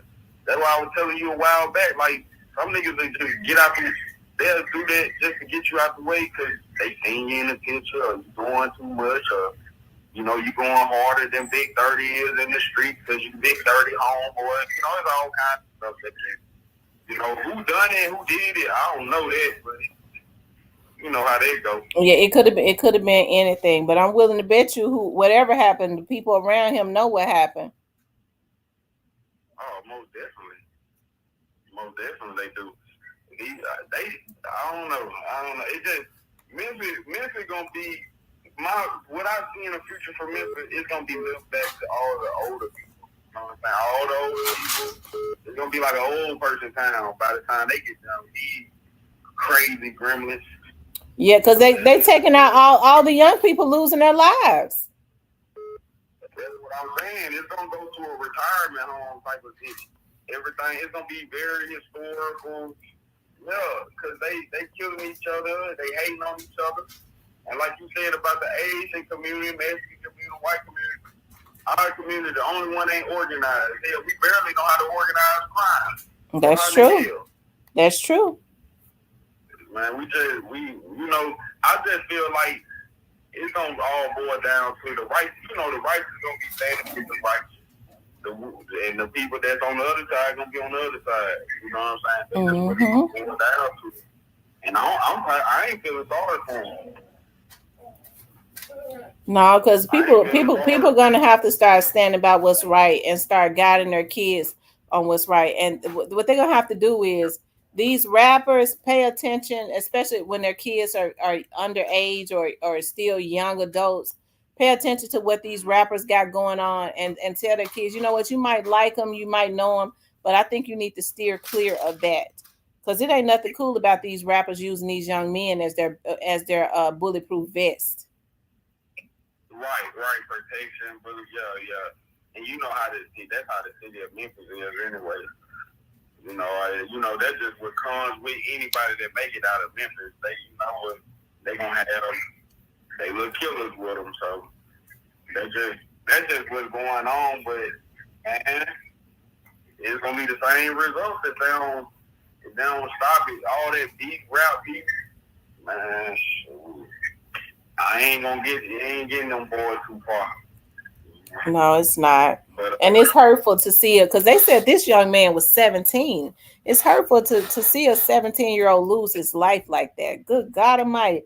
He had a whole lot of life left. I mean, they say you get at least, you're supposed to get 75 years. That's about 50 years of his life that was taken. I ain't gonna lie, 17, man. See, that's a baby. That make a real man just think about it like, because I remember when I was 17, but I was handling my business. I was trying to graduate because I'm trying to get this car because the summertime 2012 is hot as hell outside. I need my driver's license car. So by that time I was driving. I was graduating, I'm driving. But it was the motivation that made me just keep going. But I just remember, 17, that's an age either you gonna go or you not gonna go. You gonna go towards the right path of life or you just gonna drop out and quit it and turn your life to the street. You know what I'm saying? And that's just what it is. 17 is a real young age. You know what I'm saying? To lose your life for real. Especially about some damn big 30 or just because you affiliated or, that is too young. Yeah, and they want to, I was looking at, they was trying to say, people were saying they wonder if it had anything to do. I never heard that he was the one that shot Jizzle, but I don't know. I guess he's affiliated with in that whole little situation, but I never heard that he was the one. But I don't know if that had anything to do with Jizzle. I think that if Jizzle was going to try to retaliate, it would have been way before now. Man, we only heard Kato 2 times when it shot Jizzle. Right. I mean, just being real, I ain't never heard this little young baby shot. I don't know, but that when you live in that grown man life and that grown man game, that's just what comes with it. At the same time, it still ain't right. Miss T, I know this is a little. What you think about young? Did they lock your thug boys up for real? He's saying that he wants him to start doing weekend time for 20 days, but he is appealing it. So I mean, I don't know, but yeah, he was supposed to. I think he pissed the judge off real bad. Yeah, they got a real show going on now. Yeah, and that food that they got on the stand right now is really putting on a freak show. And then Miss T, the lawyer gonna say, can he get in the cell with Young Thug? Everybody know that with a high profile case like that, man, they might bug the tail just to hear what they talking about in there. I tell you one thing, he took his stock up when he said that. Oh yeah. They said he won the appeal. He don't have to serve the 20 days.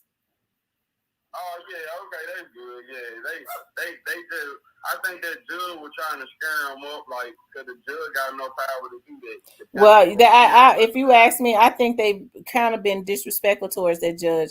He didn't start locking their asses up. They probably gonna be more. They seem to be quieter now.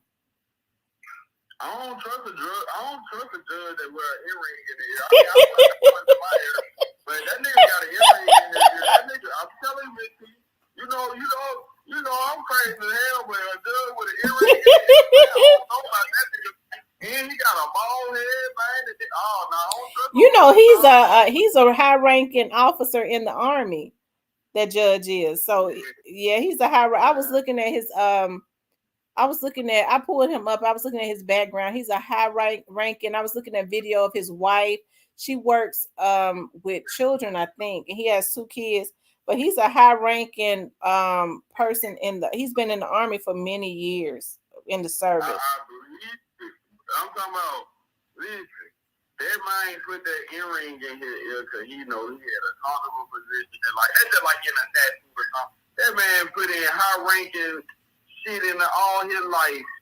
Now he a judge laid back. He like, yeah, man, I'm gonna put the little diamond in my ear, man. I'm comfortable. I ain't got hey, but yeah, I be checking him out. I say, hell, I wouldn't want to be on his bad side.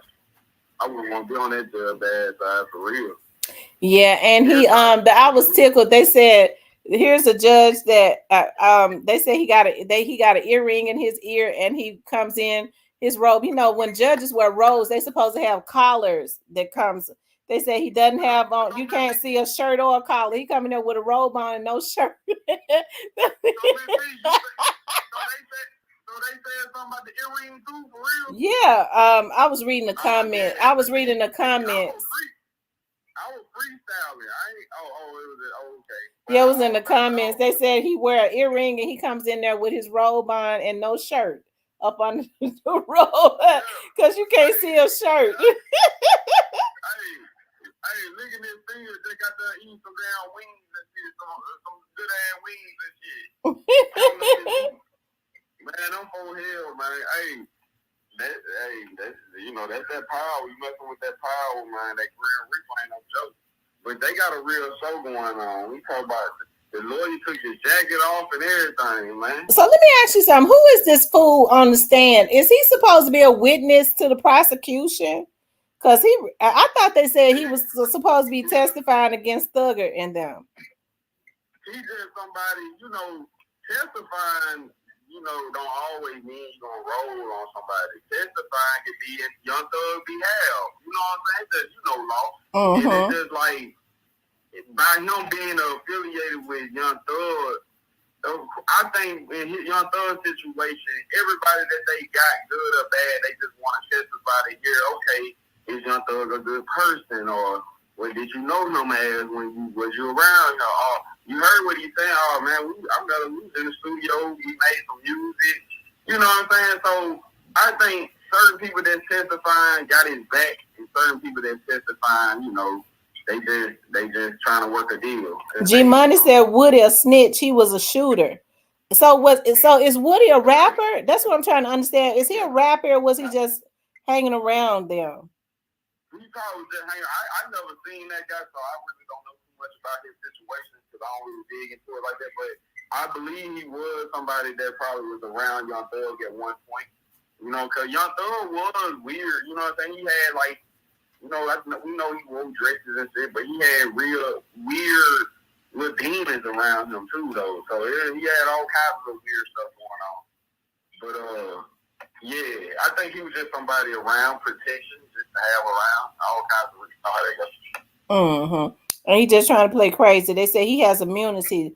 That's why he's on the stand. But I guess he's scared to really be testifying against Thugger. And he's trying to act like he don't know what's going on. They said, what's going on in Whitehaven? I don't know. I saw where it was some stuff going on in Whitehaven where somebody was killed at a gas station down there by Tulane. By Tulane. They say he the one that shot Big Nut. That's the one the DA had some personal vendetta for. Oh. Yeah, that's crazy. That's crazy. Man, Whitehaven, I just tried to have a moment of silence the other day on Cyber Show for the city. I said I ain't heard nothing in a few days. I be damn, boom, there you go. Oh, they active tonight. They buck wild tonight. They said no peace snitched on Thug or told.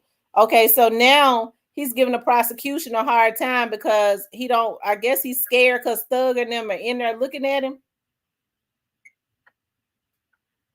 Yeah. You know, when you on that stand and your face out there and they just ask you all these questions on the spot like that, man, you know, Miss T, that's you know how that is. That's like throwing you under the bus. So some people go against the DA. You know how that is. They probably get into that room and beat their ass, slap them around. Hey, that wasn't the deal. Oh, they say he was a rapper. Okay, they're saying he was a rapper. I guess with YSL. Yeah, probably. Yeah, I ain't never heard. Them niggas always having some little niggas they don't try to help out. You know, listen, you all, make sure y'all hit the like button for me. Let me see how many likes we got. Because I haven't been looking at the likes. Let me see how many likes we got.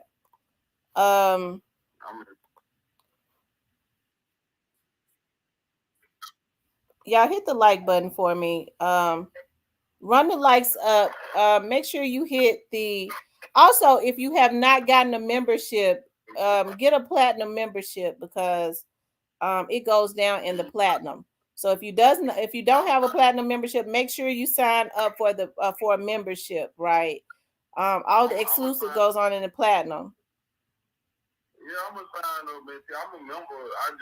I just felt like the platinum. I was like, man, that's just like me giving you your space. You might be in that thing talking about some woman stuff or something. No, that's where I drop all the exclusive information, especially about the Young Dogs case, of course.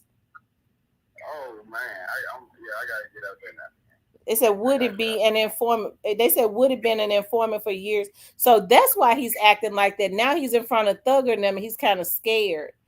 You know, because I thought they said he was working with the prosecution for immunity, and he's gotten in front of Thug and them are sitting in that courtroom. He's scared. So that's why he's acting like he's kind of rebelling. But he already told on them. I don't know. If I was Young Thug, I'd be kind of scared in his situation because it just, yes, you got good music, but it's like y'all doing crazy. You run around with dresses on. You're doing heinous crimes. Man, people ain't got sympathy for that shit, man. Sure don't. Especially no real, man. Especially no real, a little short, little bald head, man, with an earring in the hair with a beautiful family at home. That served the country, he ain't going for it. You know what I'm saying? Mm-hmm. Yeah, that's why Young Thug, if you pay attention, Young Thug been up and down looking like a good boy, dressed like a college kid. Every time I see Young Thug in court, that boy dressed like a college kid. Yeah. He looked worried when that judge told when that judge said that his attorney was getting ready to be arrested. Yeah, Young Thug was like, damn, bro, like it's crazy, like. And then your hands is in the life of these people. That's the crazy part. Like, I mean, these just a good examples to people, man. Just because you get that money, you can't be out here living, doing crimes because you're still in America. Like, damn, like no crime exists. You know, so if you doing, they already don't like you because you rich. So you gotta be walking on edge. They said Timberlands and miniskirt, the gay gangster. I gotta be honest. Everything that they say Thug was out there doing, I believe it. I believe that they was out there doing that. I'm talking about as far as YSL. I believe what they say about that. I believe they was out there killing them people. Yeah, man, them people. I do believe they did commit some crimes. I do believe they committed some crimes for sure. Yeah, Do y'all think Thug is gonna get off? Because Kenny, is that Kenny? Ken Ryu says he done. They was doing too much in Atlanta and disrupting money in Atlanta. And G Money says, says gangs, Timberlands, and mini skirts. Dennis says, man, put a dress in public, ain't no telling what he'll do to you. Put on a dress. Cypress said he think he gonna get off. Yeah, if a man living like that, you know, you can't trust a man like that, man. You know, he is like the Joker at that point. But I do know big cities. Like I have heard stories. Now I ain't saying this going on all the time. I ain't taking up for Thug, but I believe Thug was really sweet. But at the same time, I do know real killers. Some killers will put on a wig. You got some killers will put a wig on and a dress on, go get their man. I done heard stories like that. Put a whole dress up as a woman and go get it. Go dress up like Miss T lady out there and get that man. I'm telling you. So that's what cause when I used to hear his music, cause he used to say some evil shit. So I'm like, man, this man, he's weird. I don't trust him. He come out here, shoot at the reverend, and yeah, man, I say, yeah, this man satanic. That's all I can think of. You know what I'm saying? So you can't trust people. Yeah, you can't. The industry had him, fooling himself with the evil shit. You know, cause they said I seen the way it was. Young Thug was on a video, and he had a kangaroo hat like the man off New Jack City, and they were walking in the club, and them boys were playing in the back. And all he did was turn around, and they all shut up. I said, what kind of nigga Young Thug is? He got real control over who people were. But, you know, he locked up now, so. Old Thug. I didn't want to get off the topic. I just thought that was crazy. I was like, I ain't never seen that one before. Yeah, that was, they got some real cartoon show going on right now. Yeah, they do. I bet you Memphis ain't gonna do that with straight dropping them. No, but you know what? When they start indicting some of these rappers, I wouldn't be surprised if we don't start seeing Thugger's attorney when this is over be in Memphis. So some of these rappers that's got the money to hire him, I bet they're gonna try to hire him. Tracy says, yep, he going to get off because he would never get a fair trial. Yeah. And if this guy that they got on the stand is supposed to be a witness, he sure is. He's a bad witness because what he's wanted to do is he's wanted to recant. He's kind of scared being up there on the stand with Thug them looking at him. So everything that he told the prosecutors and stuff, he's really not cooperating like they thought he would. But didn't they say they put him in jail? The judge sent him to jail, didn't it? Because he got immunity and wasn't cooperating. Yeah, man. They got a lot of stuff going on out there in Georgia. They when it comes to that case, that's a big case right there. That's a big trial. Like, and then we ain't heard nothing else about that boy down there in Florida, Melly. So it's been some cases we still just been waiting to just see what go on, but it seems like it's gonna take another year or two. Oh, they say he's considered a hostile witness. Then the judge have him. He already locked up in jail, isn't he? Is he already in jail? Nah, he was like he out on bond, or he was like he had a street outfit on. Well, he probably is out, but then the judge have him put in jail because he wasn't cooperating. Talking about that boy that was on stand? Yeah. Man, I wouldn't put it past. I thought they said the judge had a witness locked up for not cooperating. Miss T, you gotta believe it. He was finna lock up the white man. Oh, they said yes, he was in jail Friday through Sunday, but released Monday. Lord have mercy. They gave him some cigarettes and a bucket of chicken too. You heard me, T? Huh? I said when he was in there for the weekend, they gave him some cigarettes and a bucket of chicken too. But he's scared. He's scared because they said he absolutely said told on Thug them, but now he's trying to act like he don't want to talk with the prosecutors after they've given him immunity. He's scared. But like I said, Thug them looking at him. So he got to try to play crazy. If they gonna lock him up again. Yeah. ain't like Thug. Ain't like Thug. Can't do nothing here. He in jail. Shit, he do something that boy they gonna fry him. Yeah, they gonna fry him. Thug gotta when they get through with Thug, but Thug has attorneys. I know Thug paying he got to be paying. Shoot, Thug might be paying $1 million a month. Who knows? But see, Thug was a part of that system because he got so many defense attorneys and lawyers and stuff. I mean, he got a dream team. But they've been doing they pissed the judge off because they started out doing crazy stuff, bringing drugs in the courtroom, leaking witnesses' names and stuff. They was doing that. And then see, Young Thug paying, man, he paying all that money and he still living like a regular inmate. He put away, but I seen that boy sell on body cam. That officer had that boy sell on body cam. I said, dang, he's living in a dungeon for real, like a regular inmate.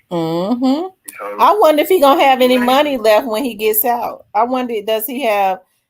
Is he getting low in money? I saw Black Youngster them at one time was putting up his Cash App.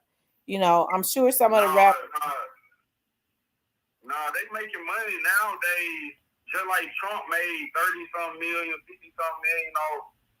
Just they finding out he got some felony charges. NBA YoungBoy made $100 million since he been on house arrest. So of course, Young Thug got some money just because he had some big people in the game that really looked out for him. And he was, what I'm saying? He had collaboration with Future. He had some big connections. So Young Thug ain't just left high and dry. But he ain't living like Marcus Stewart either in that damn Fulton County jail. They said he kept pleading. So that's what Woody was doing. Woody kept pleading the fifth, and the judge locked his ass up. Yeah, that's good. I don't put nothing past that good. He was about to lock the lawyer up. He'll lock anybody up. He'll lock you up for coming in court, being old. They said Gunna still Thug. I don't think Gunna told on Thugger. I don't believe he did. Hey, Miss T. Huh? Miss T, that's just said you didn't supposed to be in listening to our conversation. I'm gonna lock you up. I said, ooh, yeah. And then you know what, Miss T? That judge supposed to outright me knowing law. He showed too many emotions right then. You don't supposed to show no emotion being no judge. He showed too many. He kind of showed a little emotion right there. You don't supposed to be. Judges went to school to not be so emotional towards any case or personal. None of that. He a little too comfortable, personal. He coming in there with his titties out, with an earring in the ear.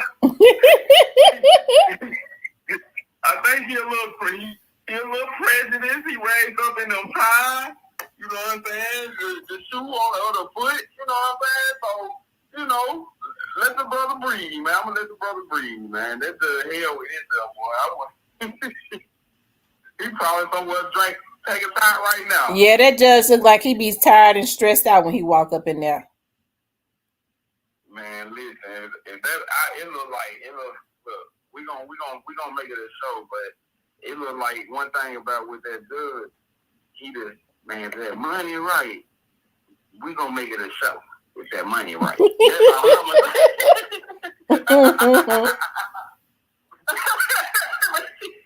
that money right, we gonna have to make it a show. But because it's too much going on. But so what you think about this trial coming up in September? What you think? I would be surprised if there is a trial, but I mean, I'd be surprised because people go all the way to the end and decide they want to plead. They want to, they want to. I'll just be surprised. Yeah, I thought once like trial, because you know they've been waiting for that for a while. I thought once you already set up for trial, you can't plea out. Once you got it already set up and everything. Yeah, I think you can plead out because remember there have been trials to start, and then people decide once they start bringing in the witnesses and stuff, they get to talking to their attorney, and the attorney say, "Judge, I would like to approach the bench. My client wants to know if he can work with the prosecutors." Oh yeah, they will. Hey, Flame Spitter. Yeah, if they gonna do it before they spend that money on that jury, now if they make a plea before they spend that money, then I can see it. But once it's already the jury and nah, it's too late. It's too late to plea out. Your plea out gonna be the jury plea out. You know what I'm saying? Like that's how yeah. You set it up for trial and you finna go for the custody. Yeah, that's gonna be your verdict right there. But before they spend that money, Miss P, before they set up jury and anything, if they gonna plea out now, they need to be writing a letter like, "Hey, I need to call somebody." If they gonna plea out, they need to be doing it right now. Because when that trial starts, it ain't no pleading out. Your pleading out gonna be guilty or not guilty, and that's just how they play. Man, but yeah, I'm ready for that to get over with. I'm ready for it to be over with too. And I just think, but you know what's scary to me, when it do start is we're gonna start seeing more bodies drop. Damn, that's crazy. Yes, yeah, yeah. I mean, I see that. I mean, that's a great possibility. You know what I'm saying? But yeah, that's a great possibility. But I don't think them boys, they either gonna have to be in protected custody they whole time that they going time, or because they ain't gonna make it in no general population. One of them at least. Now Cornelius, you know, it might be Cornelius, it might be straight drop, you know. But one of them ain't gonna really make it through their whole time just because who Young Dolph was, you know what I'm saying? Young Dolph was big. And then on top of that, not only that, you killed Young Dolph in Memphis. So y'all gonna be y'all gonna be doing time in Memphis. You ain't kill Young Dolph in Kentucky. You didn't kill Young Dolph in no other type of state, weird state. So I mean that's what gonna mess them boys off. They killed them in Memphis, so I don't see them really making it too long if they do go like they go. I say 10 years. Within 10 years, you gonna be in a hurry or something. Now straight drop look like he gonna fight for his soul and his spirit. He look like he gonna grow old and he might be a beast. I give him that, but you ain't no 7 foot, 6'9". Yeah, man. Yeah. I don't see him. He gonna fight. I believe straight drop gonna go out fighting for real. You think so? But yeah, that boy got heart. I think he's gonna go out fight. You already said he gonna try to poke somebody up. So, yeah, that's what they try to take him. They trying to. Who you think it is? What you think going on? You think somebody got a bag on his head? Of course, just because he already been touched up in the beginning by a little Grape Street little. But not only that, it's just, you know, if he go around the wrong group of people, he in trouble. And it's just money ain't right. Now, only thing that'll save straight dropping them if they really had some real equity behind what they done. But they ain't got no real equity. If they ain't got 50,000 just on their book, then I don't know.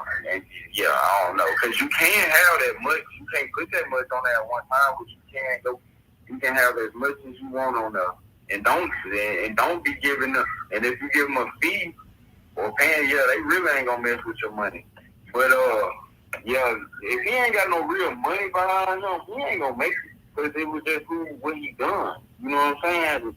And I hate to say it, but it was just what he done. Like, Yeah, and then it's in Tennessee. You done it in Memphis. Mm-hmm. And somebody gonna want to collect. Somebody gonna be in there hurting. You know how many people in there just wish they had a tote full of snacks. Yep. You telling the truth. And then they sitting over there looking at this nigga poking himself out.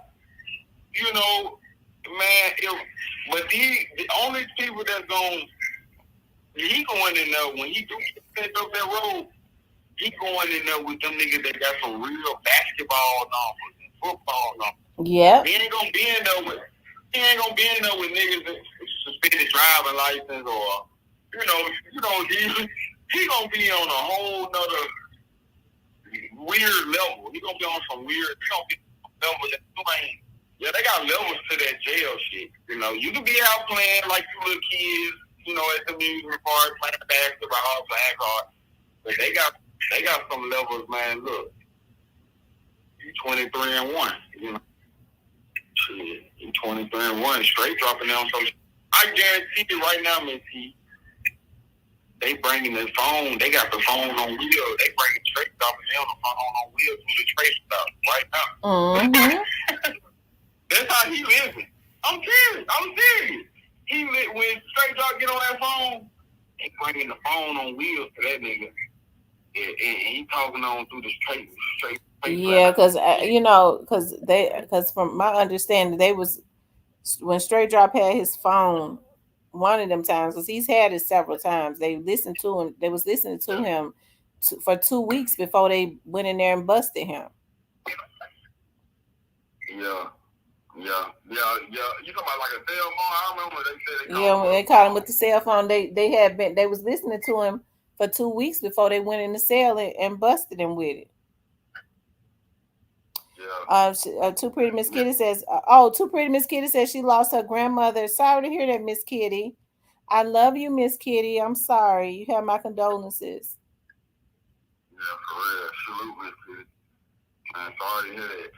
Yeah, Miss T, that's yeah, man, that's sad. That's sad that that's sad. They threw their life away. The Straight Drop, he was like 21 when he did that. Nigga, he was just not able to buy some alcohol. He was thinking about killing a young dog. Man, you tripping. That's crazy. But I think he guilty. I hate to say it. I mean, I ain't saying he is, but I think he is. There's a lot of speculation going on. I'm really ready for that trial to be over with.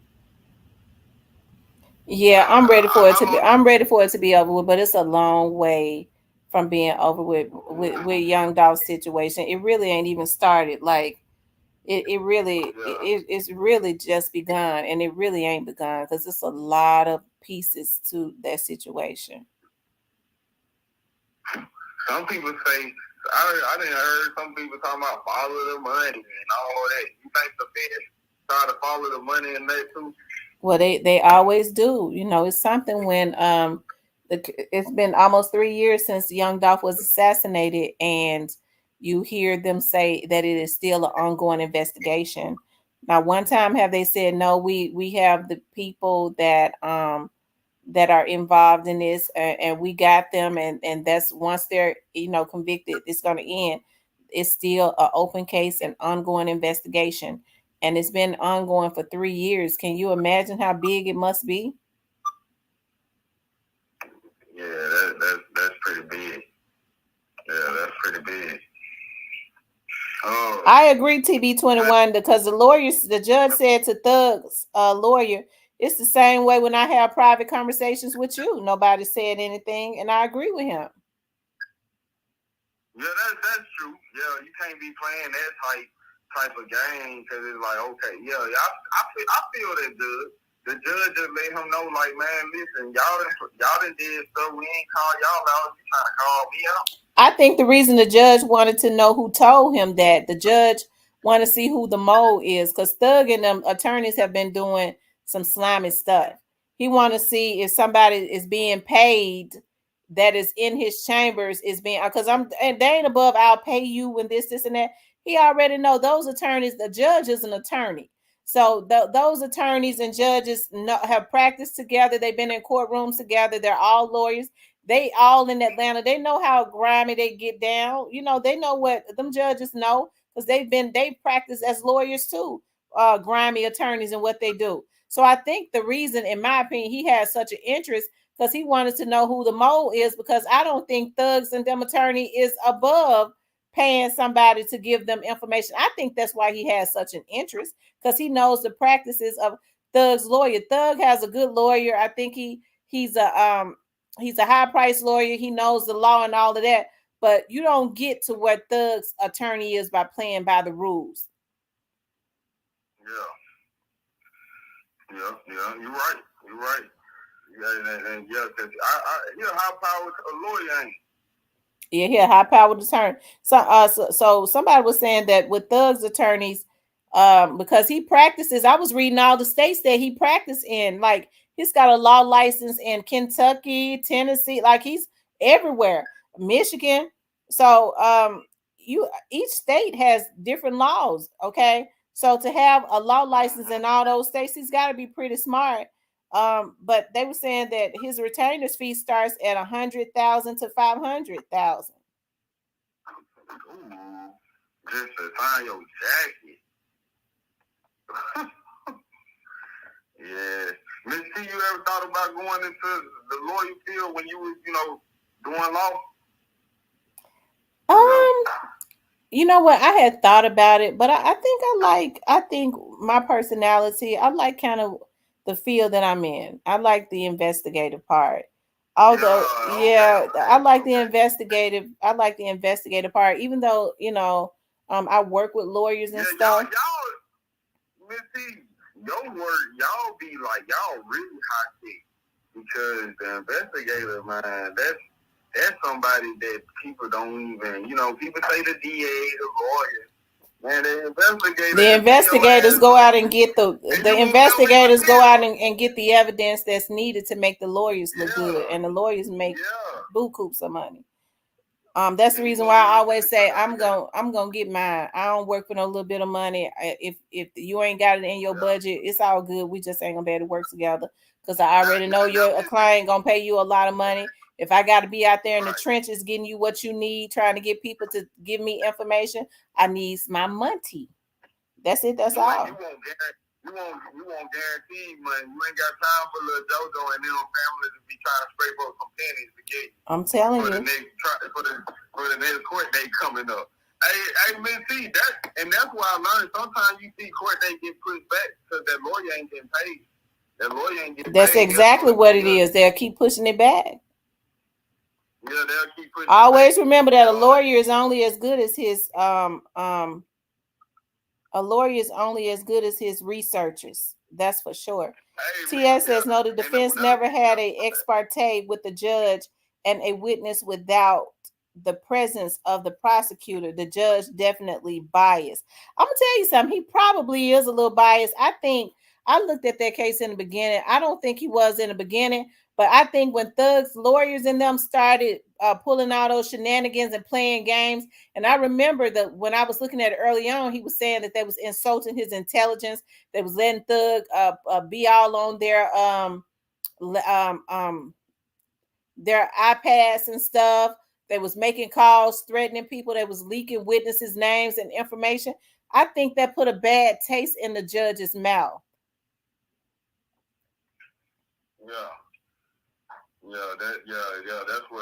That's what it was. Yeah, he felt some type of way. That's why I was saying he felt some type of way. That's why he did that.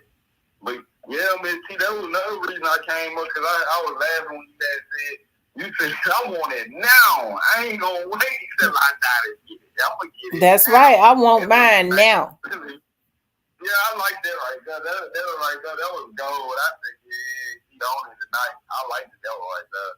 Because I feel the same way.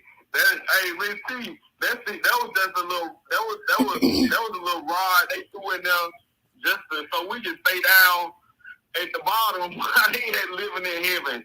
That's right. You know, when you had some slaves that would ask questions about, well, master, When I obey, I love God. Now you're gonna get yours when you die. I'm gonna get mine right now, and it ain't good to be rich. It's not good to be rich. That's why when folks say money is the root of all evil, I say you have to watch your words because words are spells and powerful. Now, the Bible says, and money answers all things. Now, money trees grow for me. I say it every day when I get up. I look in the mirror and I'm doing my affirmations and stuff, and I say, God, I sure thank you for allowing money trees to grow for me. Okay, there are trees that are growing because money is made out of paper and trees. Money trees grow for me. Okay, and money answers all things. The love of money, the lust of money is the root of all evil. Like it's having an evil mind. What you doing with your money? You know what I'm saying? Like that's what makes it evil. You know what I'm saying? But money.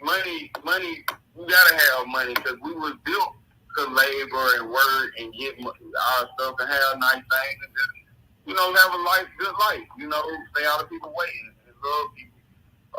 But you definitely gotta have that money. You know what I'm saying? And if money keep my bills paid and keep me happy and keep me snuggled up at night, I'm happy. Shit, money do bring happiness. I ain't gonna say it buy happiness, but it do bring happiness. That's right.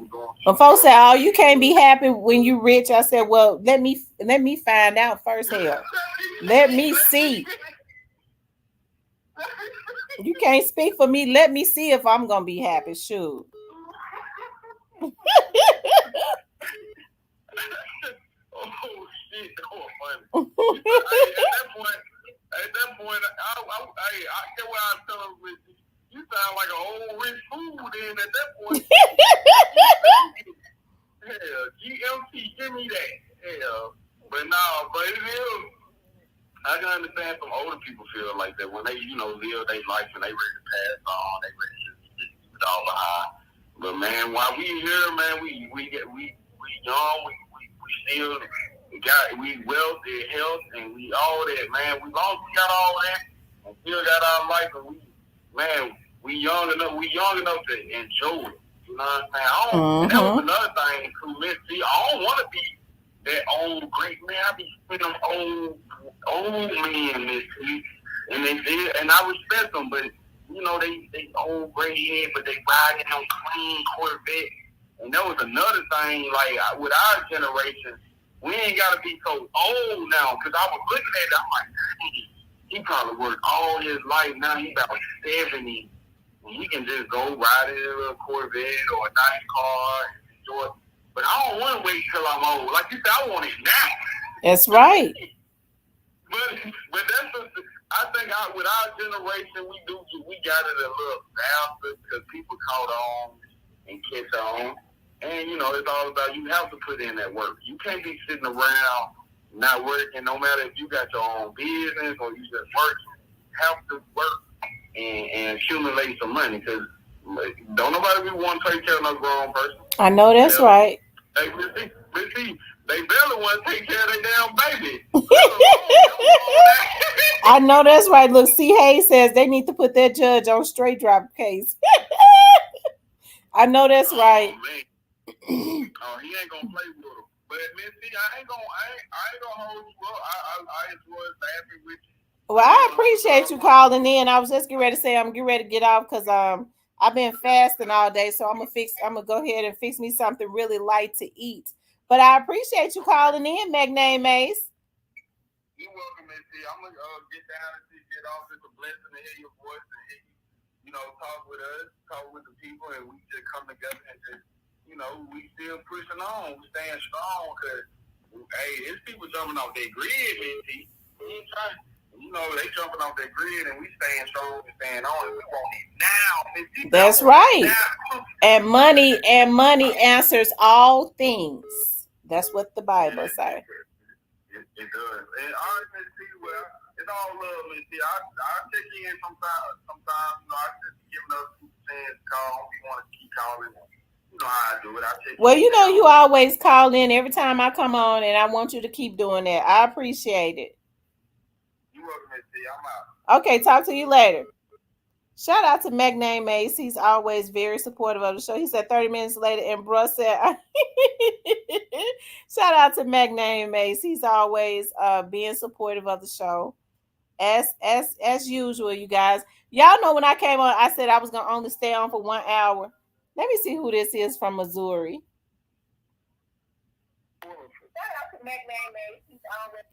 So, you need mute your TV because you have a delay. Hello. Hey, you doing okay? Hey, I'm blessed by the best. If I had a better hand, I would give it to anybody who needs help. This is your favorite person. I'm calling from St. Louis, Missouri. Shout out to St. Louis, Missouri. This is Spicy Williford on Atlanta Avenue movie, the Atlanta Attorney at Law. Okay. Shout out to Dollar Drills with Madman. Hey, out there, everybody. How y'all doing today? What's going on? What's the word? The word is not Thunderbird. Remember you say, what's the word? Thunderbird twice. Yeah, I remember that. Remember the Thunderbird cars? Yes, you really had some money when you get a Thunderbird. Then, hey, my uncle used to work at the factory. He used to work at Allison Shoe Company over there in Wynn, Arkansas. Because I think you live in Memphis, right? My grandparents on my stepfather's side stayed in Toka, Tennessee, over there by Milton. Mm-hmm. My aunties worked at the Milton base. So I got a lot of stuff about Memphis. And I lived 2 years in Memphis before I moved up here to St. Louis with my father. Well, how you like living? How you like living in St. Louis? I love it. I was born up in St. Louis. My mom and my dad lived up here. Then my grandparents got sick. My mama was the baby of 10 kids. Hold on for a second, Mr. Parker, where you going? I ain't say I was ready for you to go. Mr. Parker, I'm talking about Mr. Parker just came in here and gonna say good night. You ain't even been in here no time. Now, what was you saying now? Now, where you wanted to speak on the topic? Because okay, go ahead. Yeah.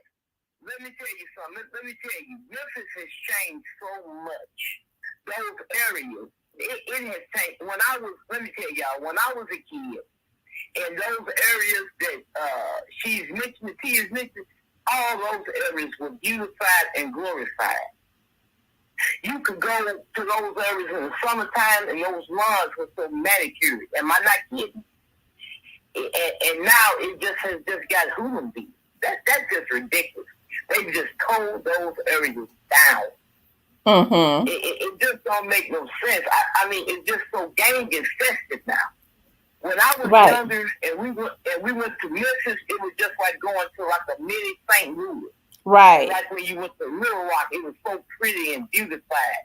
When we went to Bill Street, and I was a kid, Memphis in May was one of the biggest things. And when I went over to the fair in the summer, and now they say you can't even take the kids and stuff and enjoy yourself because of all of the hooliganism. Mm-hmm. They got to do something about this rapping stuff because all it is, what it is, y'all, they trying to change the narrative. But you have to be strong. You got to keep the narrative the way it is. You got to hold on strong to God and hold on to what you believe in. Right. See, you got to make a choice. Now you can't just say, well, I'm in the middle and I ain't got nothing to do with what she do. I ain't got nothing to do with what my wife do and my kids do. See, it all plays a part. See, it starts from what?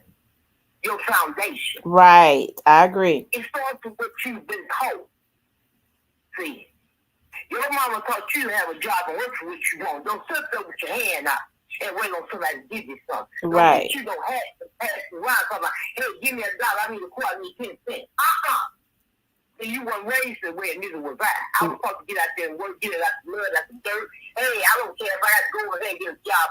$20 an hour over here, $5 an hour over here. And if I got to go over and clean the house, hey, I got to get it. That's right. Because if the kids have to all add up. That I agree, and you're right. A lot of people, I don't understand. A lot of people feel like it's just easier to go and beg for what they want. Stand out on the corner all day and I'm hustling, I'm begging, instead of just going to get a job. And I don't get, and see, this is where this is Tracy. I always have options. See, you have to have options, choice. I always have options. I always have people I can call. But see, my thing is, I'm not going to call them and ask you because I don't want to hear you say no. Mm-hmm. If you call and ask somebody something, they have the right to say no or yes. Right, because it's And their the first stuff. time you say no to me, that's it with Tracy. I'm Mm-hmm. done. I don't care what I need. I'll suffer without it. That's right. See, people not that way no more, baby.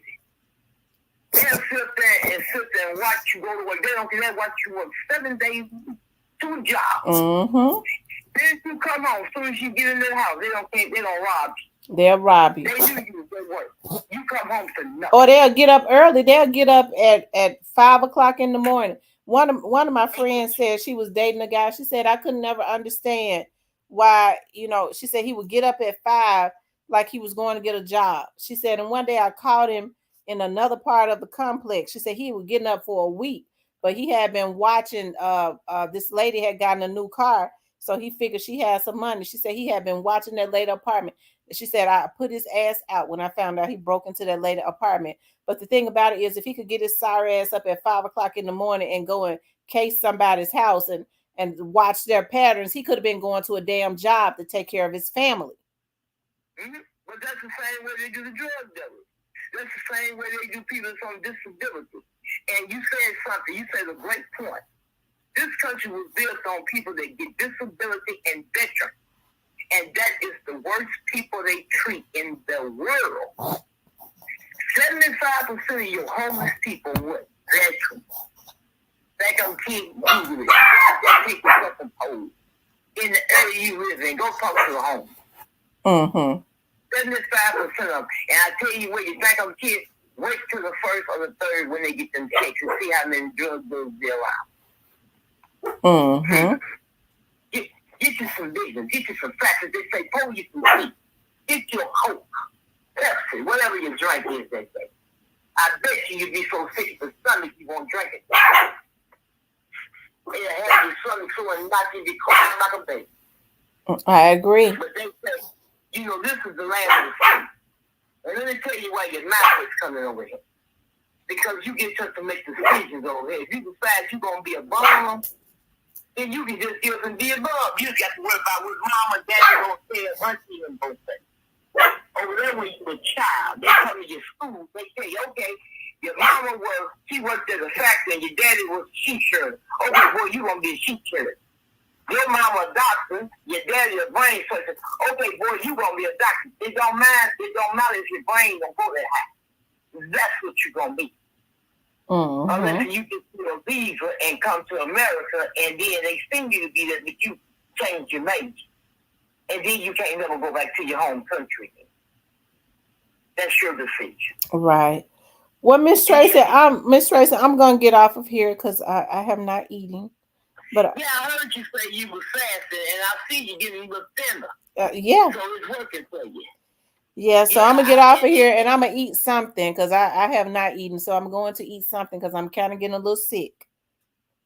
Yeah, you go ahead, you enjoy your night, and don't let your company leave either. Okay. So, you good talking to y'all. Hey, Cat Chopper and Real Talk with Pamela. Well, thank you. Thank you, love. I appreciate that. You too. Bye-bye. Bye-bye. Shout out to Miss Tracy. Shout out to Magnane Mace. Shout out to everybody that was in the chat tonight. I really appreciate you guys so much. I was looking at my back studio. I see where about 2,000 people came in tonight. So I appreciate everybody that came in. Make sure you guys, so if it's about almost 2,000 people that came through, we should have almost 2,000 likes, but we don't. Okay, we don't. But we got to start doing that. Moderators, I want you all to start spamming the chat with making sure you all tell people to hit the like button and like, share, and subscribe and all of that. But he said I emailed you 67 weeks ago. I didn't check that email. I gotta check it. I promise you, I'm bad about checking emails. I'm gonna check my emails tonight because I have not checked them. But I really appreciate you guys so much for coming in and and supporting the channel. I got to get off here. It's late, but I got to eat something. I fasted just about all day, but I got to eat something. But I want you guys to please like, share, and subscribe. If you would like to support the channel, you can make sure you all get a membership. Make sure you all sign up for the membership. And if you want to support the channel, you can hit the super thanks or the cash app. It has been a pleasure being on here with you guys tonight. I love you guys. I'll talk with you later.